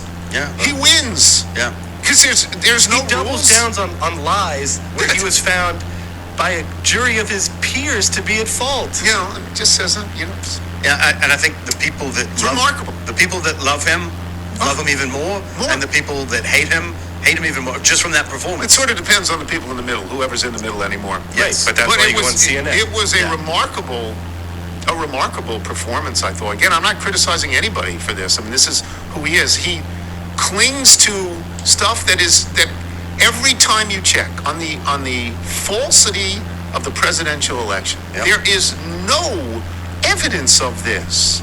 Everyone says right and left, other than like Kerry Lake. Right. You know, everyone basically says like 85 to 90% of the people say, yeah, it's a fair election. It wasn't cheating. This is the way we voted in this particular thing. Not him. Yeah. Not him. And he's asked by the moderator, will you accept the results if you run in 2024? Will you accept the results of the election? He says, only if I feel it's not cheating. That's not an answer, yeah. So it's wild. I mean, I don't do a whole lot of politics here, and I'm not trying to influence people to take a position. I'm just saying that it's, when you watch him, it's remarkable. He is not tethered to what most of us believe has actually happened. His spin on it is wildly different. He bathes himself in the light, just in the light of celebrity and competence. And again, it's all about, we'll make a deal. Yeah. We'll make a deal. Nothing matters. We'll make a deal. And I don't even know if the deal matters. Because maybe there's a next deal. But it's not even we'll make a deal. It's I'll say that there is a deal on the table, whether or not that is actually in place. And you have this interesting background where you're on TV, you're on cable TV, and you have a background in journalism. And you look at the panels after that, and they are just in complete shock. And it's almost like you forgot where you were a couple years ago. You're like, is it dangerous that you yourselves are putting this on, but you're also trying to do the task of being fair and looking at, well, this is the leading Republican candidate right now. By a million miles. Yeah. Everyone else is getting Conroy numbers. That's right. All right. He's still in it. I just want to be part of the conversation. Yeah. We'll get out of here. Neil Greenberg will join us. We have to ask about gambling, and all of these people are being suspended in the pros and in college. I'm Tony Kornheiser. You're listening to the Tony Kornheiser Show. This is sent to us by Mike Monty in D.C., who is the bass player and the driver of the Winnebago for the Herschel Tucker Band. Not the Herschel Walker Band, And not the Marshall Tucker Band. No, the Herschel Tucker Band. I'm sending along some songs from my group, Herschel Tucker Band. We hope we share with the littles. We're not like the genius Dan Byrne or the budding professional singer-songwriters that other listeners send to you. But in the tradition of Decker Ghoul School and American football, we're back for the exposure and because we love your show. We send these songs because we need your help to get a gig. We'll play about anywhere that's a drive from D.C. or Baltimore. Like Spinal Tap, we'll even open up for a puppet show if that's what it takes. And with you saying, please book these guys, we know it'll work. Please book the Herschel Tucker Band. This is a song called Florida Plates, and it plays in Neil Greenberg. And Neil has reinvented himself over the years a variety of times, and now he is a gambling expert, and a legitimate gambling expert. Did you have the Derby, by the way, or were you right or wrong on the Derby? I was wrong. I had confidence game because I wasn't expecting as fast of a speed duel that they had, so a little bit disappointing. But that's the thing. I mean, if you watch some of the prior races, it was really difficult for closers to gain any ground. So my thought was that all the trainers just told the jockeys get out in front because speed's holding, but it just didn't hold that race. Yeah, do you like this horse in the Preakness? Because he gets to run against Forte, who's beaten him a couple of times. Well, Forte can't run because he's when you're ruled out, you have to wait 14 days, and then you need to have a workout inspected by the veterinarians. So if this was the Belmont, he could maybe run, but not 2 weeks with the Preakness, right? Correct. Oh, okay. Yeah. I wasn't aware of that. I sort of thought that they would face off in the Preakness, that would be fun. All right. No, Forte is also under some suspicions of drug use back from when he was a 2-year-old. He actually was, there's a case against him. It hasn't been ruled on yet, which is suspicious in of itself. I love when you say he's suspected of drug use, like he's sitting with the other horses in the barn and they have cocaine. Like it's more like that the 70s show. Remember when they're all sitting around the table and they're just laughing and passing around some marijuana? No, but there's a case still in that he failed the drug test in Saratoga. Okay. All right. So yeah, I don't think this horse is the horse not running. But Mage looks good. I mean, this field in the Preakness so far doesn't look very good. So I think he's definitely got a chance. Let me get to the larger issue here for me, which is what is going on with gambling in pro sports. What are the restrictions of pro athletes, sport by sport? And then I think the larger problem, we'll get to that after this, is what is going on with college sports and the restrictions of college athletes. But what's going on with gambling in pro sports? And we're now hearing about people being why are they being suspended? Well, because it's against the NFL rules. It's a violation of the league's betting policy to bet on games. I mean, just think about the information that a player has or a coach has versus the public.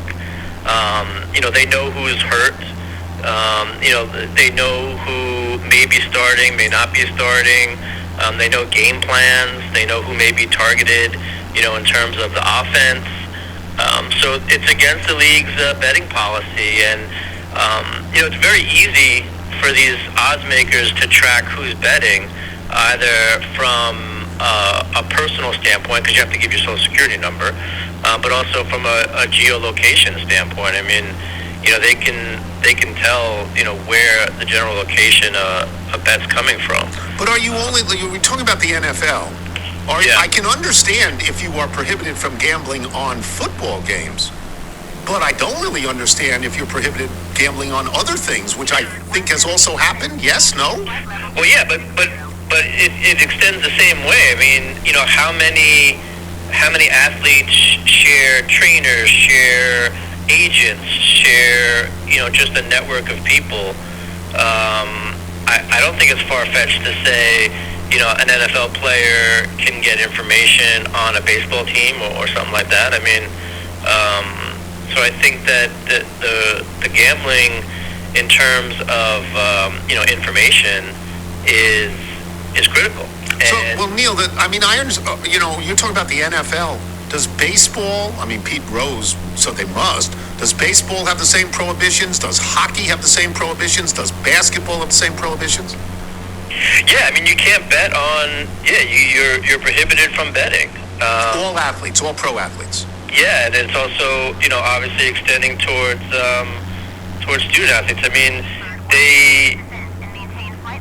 Evander Kane was alleged to gambling. Now he said, that he was gambling on table games and owed, a lot of money. But again, I mean, I just think that we live in an age of information, and it's, in my opinion, it's very easy for information to spread intra-sport and inter-sport. And I think as a gambler myself, when I'm placing a wager, I want to know that I'm not betting, I'm not drawing dead, right? I mean, I want to know that what I'm betting on, I at least have a legitimate chance, in my mind, whatever that is, 10%, 20%, 50%, to win.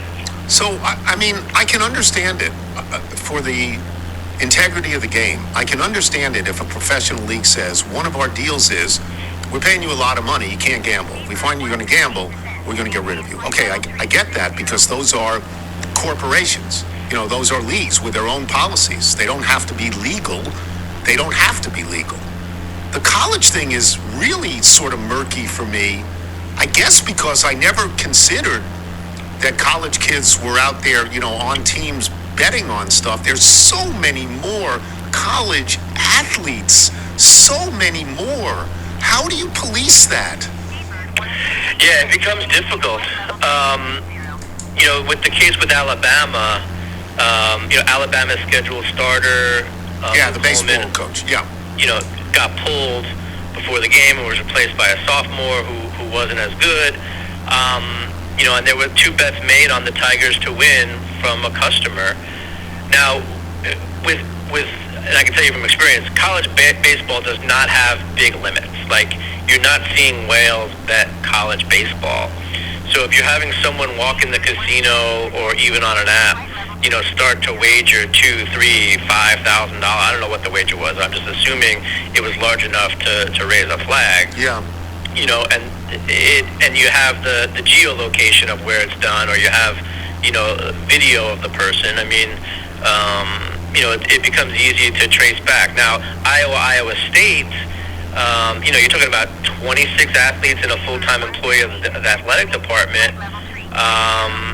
That again is inside information, possibly, right? I mean, baseball, football, men's basketball.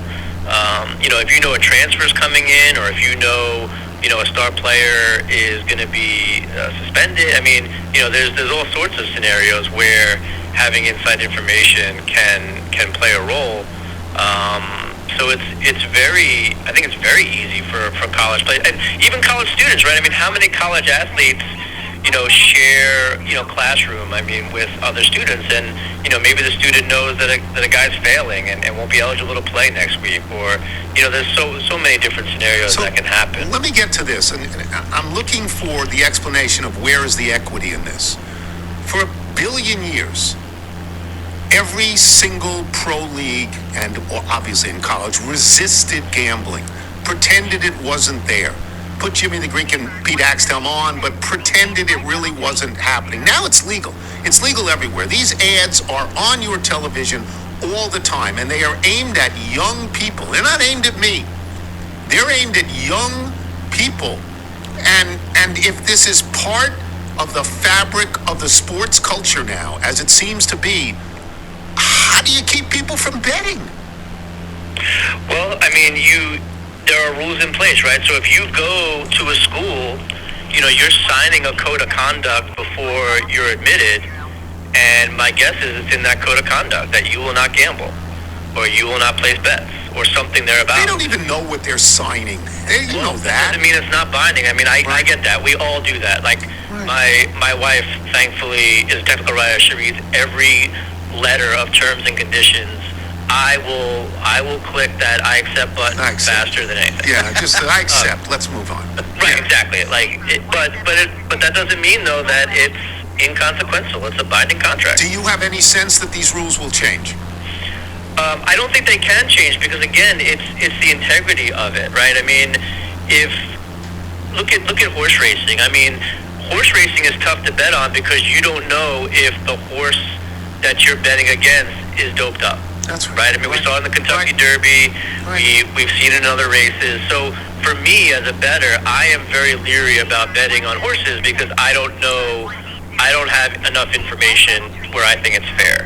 If you start to have that with football, with baseball, you're going to lose people. Now, maybe you don't lose enough to have it significantly alter the financial landscape, but there will be stories, right? I mean, the ESPN is going to run stories about these type of gambling things, and people will take notice, and it will erode the trust in the betting markets to some degree. So I think they absolutely have to have these. It just tells you, these commercials tell you can bet on anything. You can bet on a pitch. That's a whole different, like the predatory nature of the ads, especially in terms of the parlays and the single game parlays, I think are the worst part of sports gambling because they're the highest commission for the house and they're the worst odds for the player. So these odds makers absolutely want, like you said, younger people that think they can strike it rich with a lottery ticket by playing these parlays when they are just going to be churning through their bank accounts. And then at the end, they flash on the screen, if you think you have a gambling problem, call this number. Are you kidding me? Right. Are you kidding me with this? But before you call, make sure you put in a 7-game parlay that you might hit. Yeah, and it's very contradictory. I've been very vocal about this on Twitter. The odds are worse when you do a single game parlay. Many people don't even realize that. The payout is not a true reflection of the probability. And again, the house makes 30% on a parlay versus 5% on a straight bet. So it becomes very clear, what road that they want you to take. And I think, like I said, it's very, very predatory, and I don't know what needs to be done. It's not benign. No, it is predatory. And I don't know, honestly, Neil, I think this is going to happen more and more and more. I mean, college kids are going to bet. They have the ability to bet. You just make a phone call, you bet, right?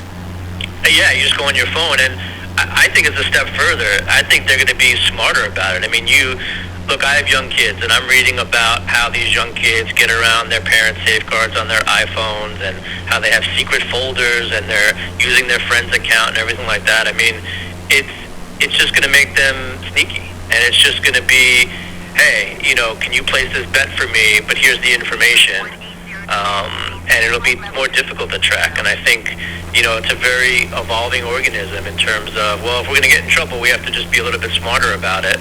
And there'll be endless ways to circumvent that process. So yeah, I think that it is definitely a problem. This is a good phone call. Thank you, Neil. This is good. I wanted to hear these things. Thank you. Sure thing. I'm glad to talk to you again. I miss you guys. Neil Greenberg, boys and girls. Come to him with all the hard stuff and then the hockey here and there. We'll be back with Pat 40 on Tony Kornheiser. This is the Tony Kornheiser Show. Tony Kornheiser Show. This is the nuts.com read. Do you like cashews, gummy bears, or olives? What about popcorn, saltwater taffy, or trail mix, sesame sticks, dried fruit, chocolate-covered espresso beans? If your ears perked up at a few of those things, did you know you can get all of those things from one place? Nuts.com has it all. Whether you're someone on the go who needs a quick snack to grab on the way out, or someone who spends time at home and needs a stocked snack drawer, Nuts.com has you covered. Okay, so now I'm going to read one more piece of the ad copy and then go off. Right? Nuts.com is your one-stop shop for freshly roasted nuts, dried fruit, sweets, pantry staples like specialty flours, and more. Their wide selection means there is something for everyone. Michael came over this morning with the blue bag. Okay? Well, one of the blue bags. From Tiffany's? No, that's the blue box. Right. The bourbon pecans are never leaving the house. The bourbon pecans are yours. I'm not a pecan guy. I don't like pecan pie. I'm not a pecan guy. The wine tyrant has returned. I'm not a walnut guy. I'm not. I like cashews. Sure. I'm okay on almonds. I'm not crazy about almonds. I like peanuts. I like pistachio nuts. Macadamia nuts? No, don't like macadamia nuts. All right. Let me tell you what's in the blue bag. The blue bag has the chocolate-covered gummy bears. You immediately hid them in the pantry. Mom started sniffing them out. No, she said, what are those? Are those the gummy bears? I said, they're for me. Just like that, they're for me. These things are great. Now, I mean, the nuts are fine. I'm just telling you that for me, this was something, I'd never had anything like this before. You would never try the dried mango, would you? Dried fruit? No, not a mango person. But dried fruit, I've always loved dried apricots. I just don't like when they put them in with dried bananas. I don't like when bananas touch anything, and so like Colombia has that mix, and there are bananas in it. And coconuts in it is fine, and apricots are in it are fine, and nuts are in it are fine. Once you stick the banana in, I'm done. That's just me. But Nutscott.com has everything. Yes. They got everything. Shop a la carte at any time or opt into hassle-free auto deliveries, so you never run out of your favorite items. If you're already stocked up at home, they also sell direct to businesses. Right now, Nuts.com is offering new customers a free gift with purchase and free shipping on orders of $29 or more at Nuts.com/Tony. So go check out all the delicious options at Nuts.com/Tony. You'll receive a free gift and free shipping when you spend $29 or more. $29 or more. That's easy. Come on. Come on. You go through the catalog and you say, oh, I want those. Once again, that's Nuts.com/Tony. This is the Tony Kornheiser Show. One more time, it's the Herschel Tucker Band. This is called Summer Isle. They wanted me to say, please book these guys. It's easy for me to say, please book these guys. The Herschel Tucker Band. Michael, if musicians like the Herschel Tucker Band want to have their original music played on this show, how do they do it? Send us your music by emailing it to jingles@TonyKornheiserShow.com. Okay, so Pat Forty's going to join us now, and he was on earlier in the week, and I don't like to lean on people quite as much as this, but this story with Bob Huggins is, we need somebody who covers this for a living. Pat writes in Sports Illustrated and wrote about this 2-3 days in a row. How do you feel about what is the apparent resolution of the Bob Huggins circumstance?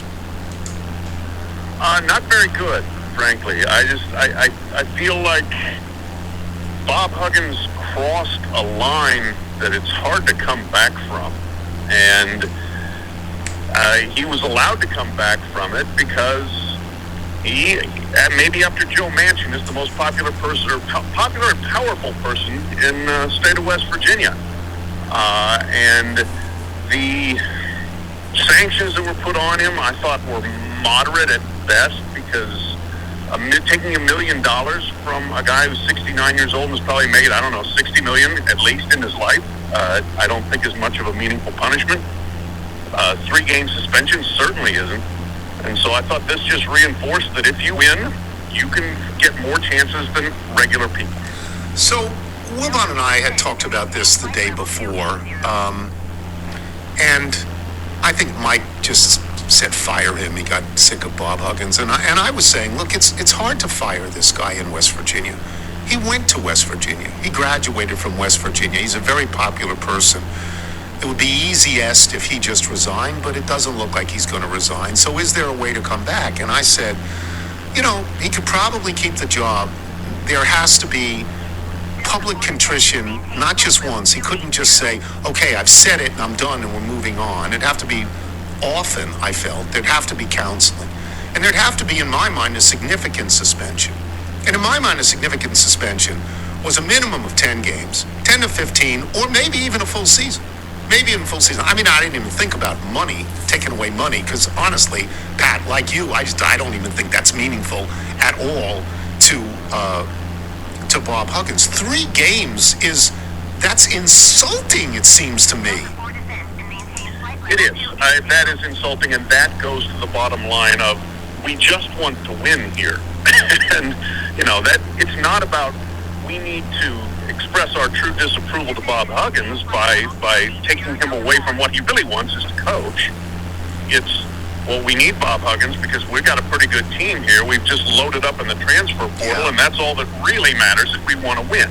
And, I think the stated, not publicly, but behind the scenes logic was, we don't want to penalize the players for this. It's like, well, come on, man. You're finding other ways to say we just want to win. And if that's the case, and if I'm a West Virginia player and I get busted for something during the season, I don't know, DUI, a bar fight, anything, I'm going to come and say, well, you better not penalize me very much because it could hurt the team. So that's the standard they've set. Would you have fired him if you ran the zoo? Would you have fired I probably would have. I probably would have, but I agree it would have been difficult.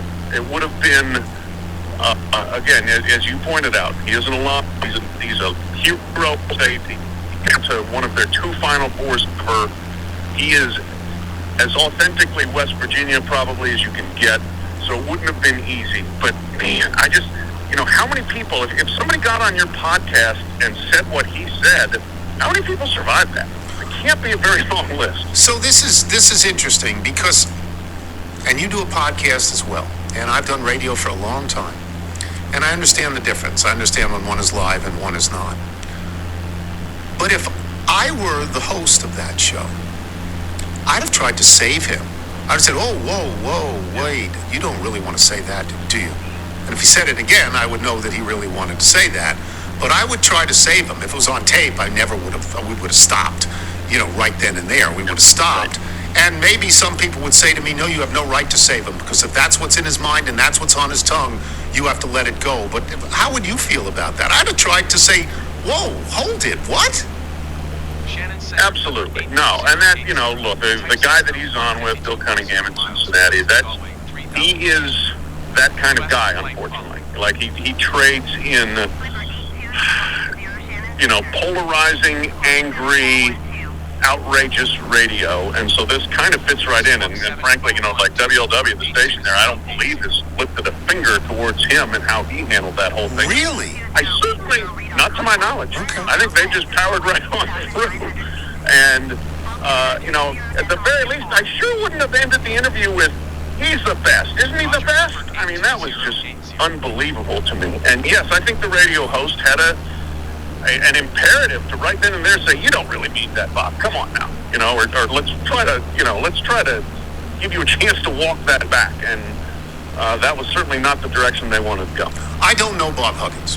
Don't know him at all. I've watched him prowl the sidelines at a variety of places for a long time in Cincinnati and West Virginia. I don't know that I've ever met Bob Huggins.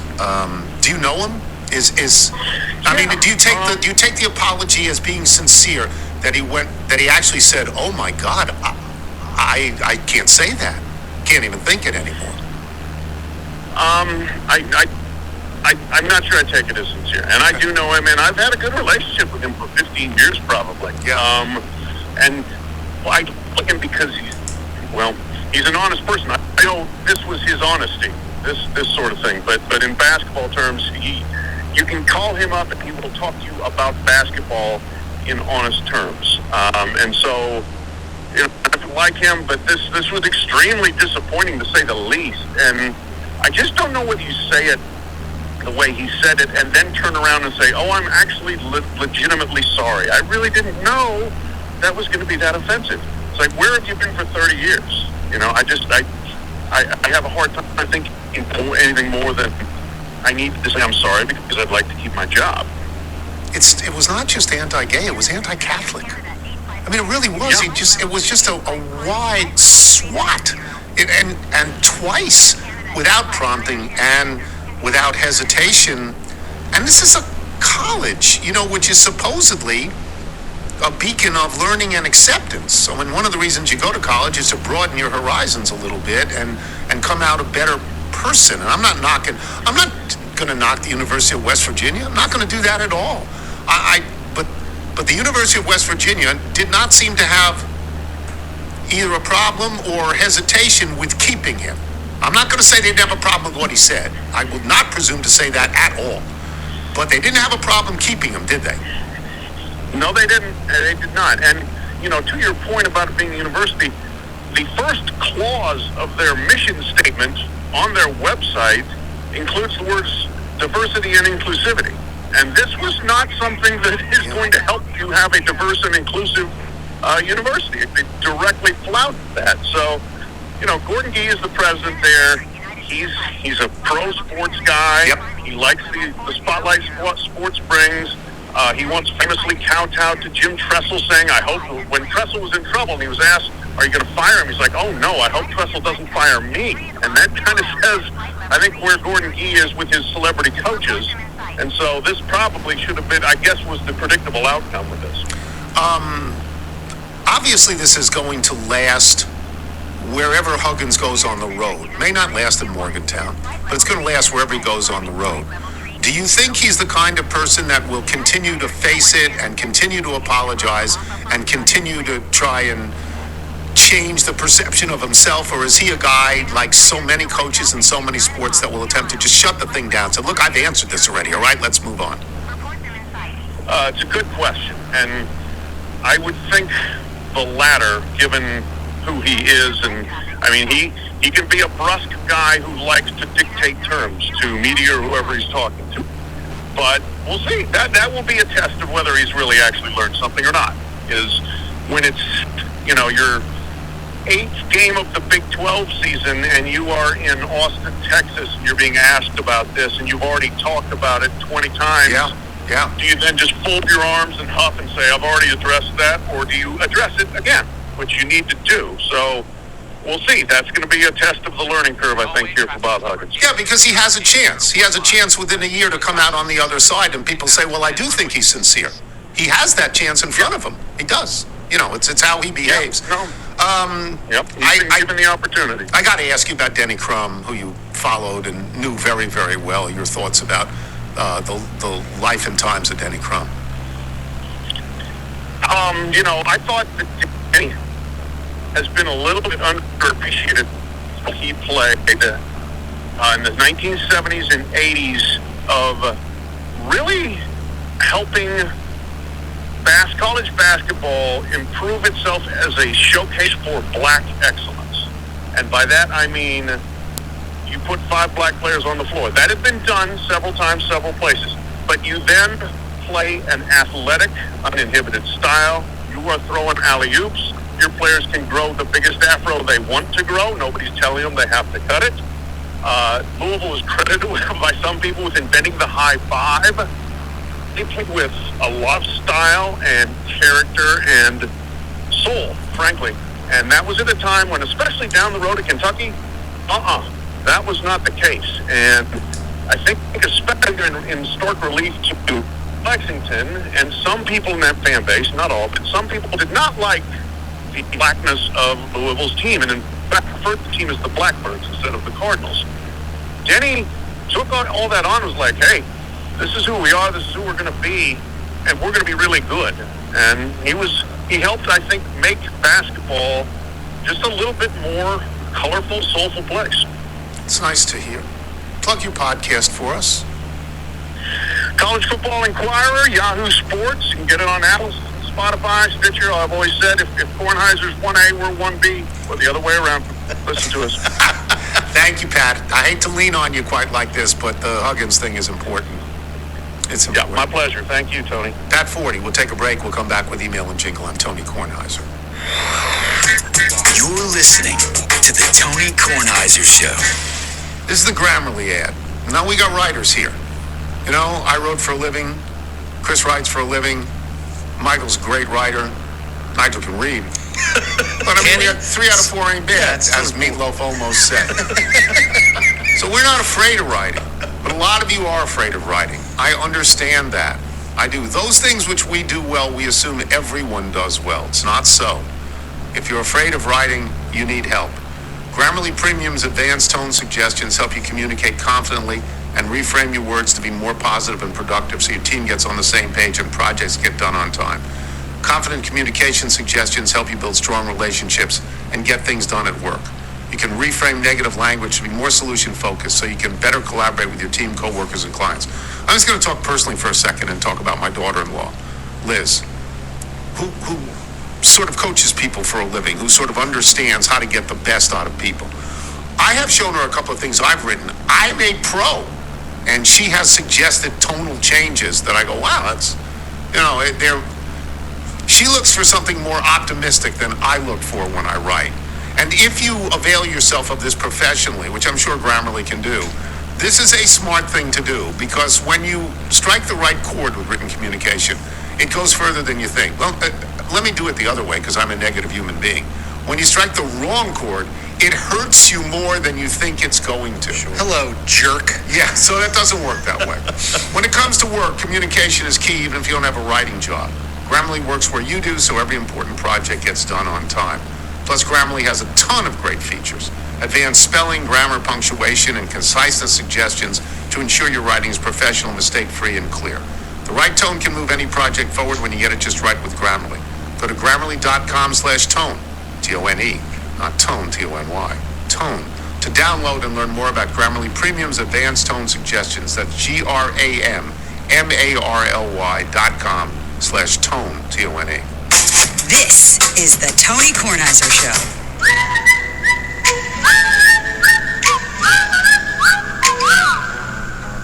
Here comes Tony's mailbag. Got your email, faxes, and your notes. Here comes Tony's mailbag. Gonna read some for all you folks. Thank you, Gary. You want to do the Bethesda Bagel ad? Bethesda Bagels, we love them. You will as well. Just go to BethesdaBagels.com, forward a location in the DC area nearest you, then pop on in, and you will be thrilled. Before we get to the mailbag, let me just say our love was like the water that splashes on a stone. Our love is like our music. It's here, and then it's gone. So take me to the airport and put me on a plane. I've got no expectations to pass through here again. That's Mick Jagger. That song is 60 years old. That's one of the early great Rolling Stone songs. No expectations. It's just a lovely, lovely ballad. Thanks to our guests today, Neil Greenberg and Pat Forty. Thanks to our sponsors, Nuts.com and Grammarly. Remember, you can listen to us on Apple Podcasts, Spotify, Google Play, and Odyssey. If you get the show through Apple Podcasts, please leave us a review. So we got this the other day from Augustin Baldioli. I hope I pronounced that correctly. Agustin Baldioli. Augustus Gloop? Nothing. First off, thank you for the hours of enjoyment, jollity, and glee that you and your merry band bring to us littles. I've never been moved to communicate with popular entertainment productions such as yours, but an interjection by Nigel compelled me. I was enjoying the pod, walking my dog, listening to April 16th show. On that show, Eugene and others discussed Liz's recent retirement. The conversation turned to volunteering. Nigel's fantastic comedic timing compelled him to utter, "You should be docent at natural history." That phrase stopped me dead in my tracks, much to the chagrin of my loyal companion, who was in full making walk. I stopped because, hey, I know that volunteer program. Wait, I run that volunteer program. The thought of Mr. Tony joining the ranks of natural history's dedicated docents didn't fill me with a warm and fuzzy feeling, mainly because I know of Mr. Tony's aversion to using a computer. Most volunteer programs require basic internet skills to complete core responsibilities, such as signing up for volunteer shifts, completing training requirements, and more. Many of my volunteers master these skills with my help, yet I don't think I have the energy or patience to develop this proficiency in Mr. Tony. Fortunately for me in the volunteer program, Mr. Tony isn't interested. However, if anyone associated with this high-quality program is interested in volunteering at Natural History or at any of our sister museums located on the National Mall in Washington, D.C., I'd be happy to help. All I ask in return is to be the official museum volunteer program coordinator of the Tony Kornheiser Show. Thanks, I'll shut up and listen. Yes, great, sure. Yeah. Yeah, no, We I should give wouldn't. that to Liz. I wouldn't be good at it. You know, No, but you'd be very good at getting somebody else to turn your computer on. I would be very good at that. I made a career out of And that would be good for you because you're the person I get to do that all the time. But yeah, people asking you questions in the museum, I'm not sure that Hey, would... what do you think? Why do you think I would know that? I mean, really? I'm what? Because I have a badge? Stop. Roger Ortega in Oakland, California. Heard you discussing increased prices for certain produce items, particularly blackberries. I've worked in produce for almost 30 years, so excited to share some thoughts.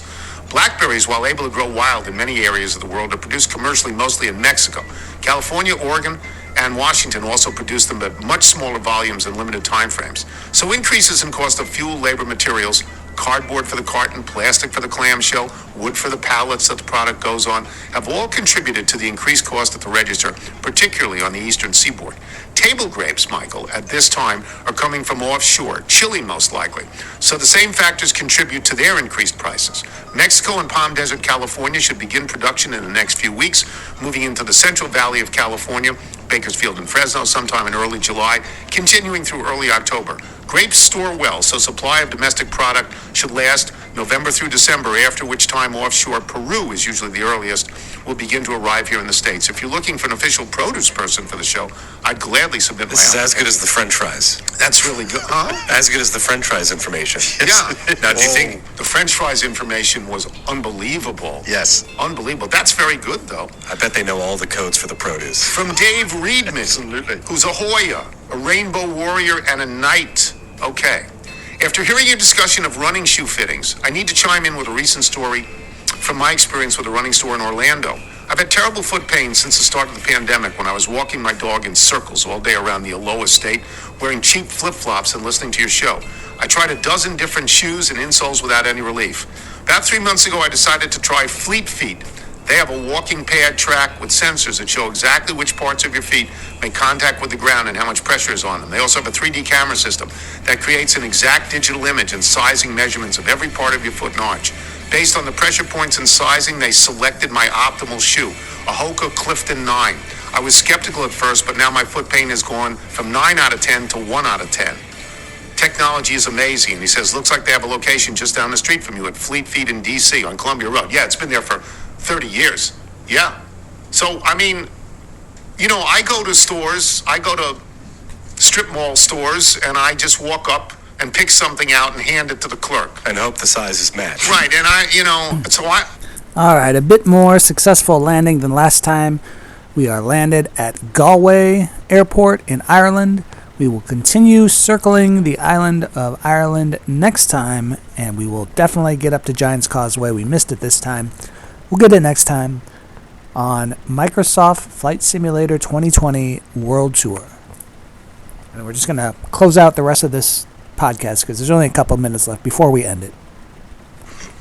What we have learned in the last couple of weeks about not just the technology, but the sort of dedicated service is very impressive. Yes. You know, and the shoes probably don't cost any more, and you're getting service. Yeah. So why wouldn't you do that? Yeah, they get you the shoes you need. We'll take you to that Pacers. From Trey Watson in Lexington, Kentucky. I loved your interview last week with Chuck Culpepper, who I had parenthetically.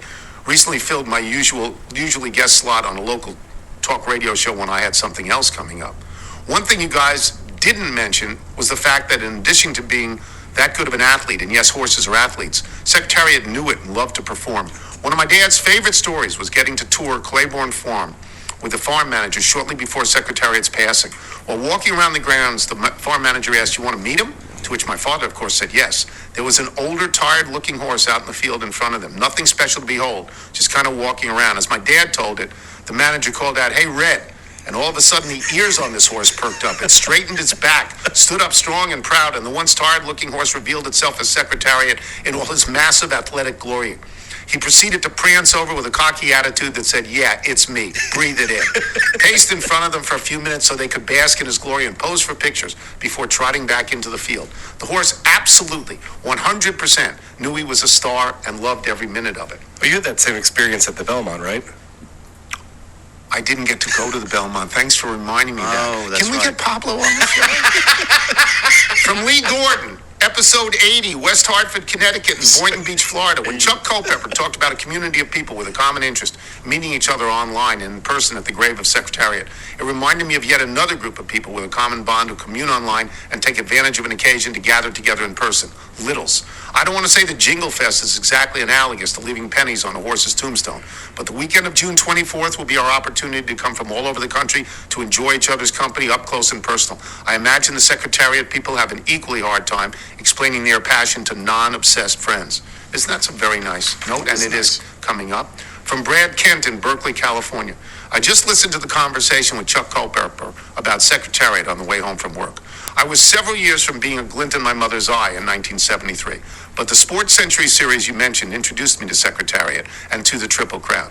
When I think of Secretariat, I remember Bill Mack crying as he remembered him. I remember the jockey looking back, but most of all, I remember the call. He's moving like a tremendous machine. The perfect call for the perfect race. I get chills thinking about it, and I had chills listening to you remember the race. Thank you. I'll be moving to D.C. soon. Bethesda Bagel is near the top of my list of places to visit. I'll make sure to park my RV in another neighborhood. I think that's nice. And we'll do one more. It's again about Secretariat. We got a lot of things about Secretariat. This is from Pat Kearney in Bethesda, Maryland.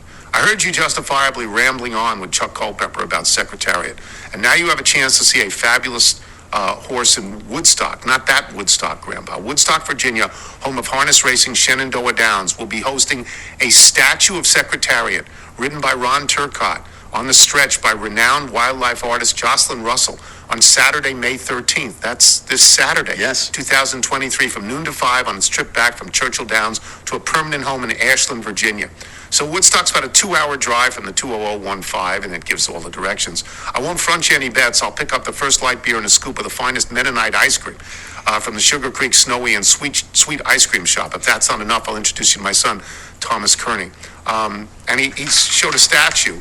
The statue's gorgeous. It's a remarkable. Turcotte is on it, Yeah. out of, in the irons, but off the seat. And this is from Patrick Kearney in Bethesda. All these Secretariat things are Ethan Newman, New York, by way of Lockridge, Iowa. I was shocked, as you explained, not being able to attend Secretariat's Triple Crown, as that horse was clearly dead before you were even born.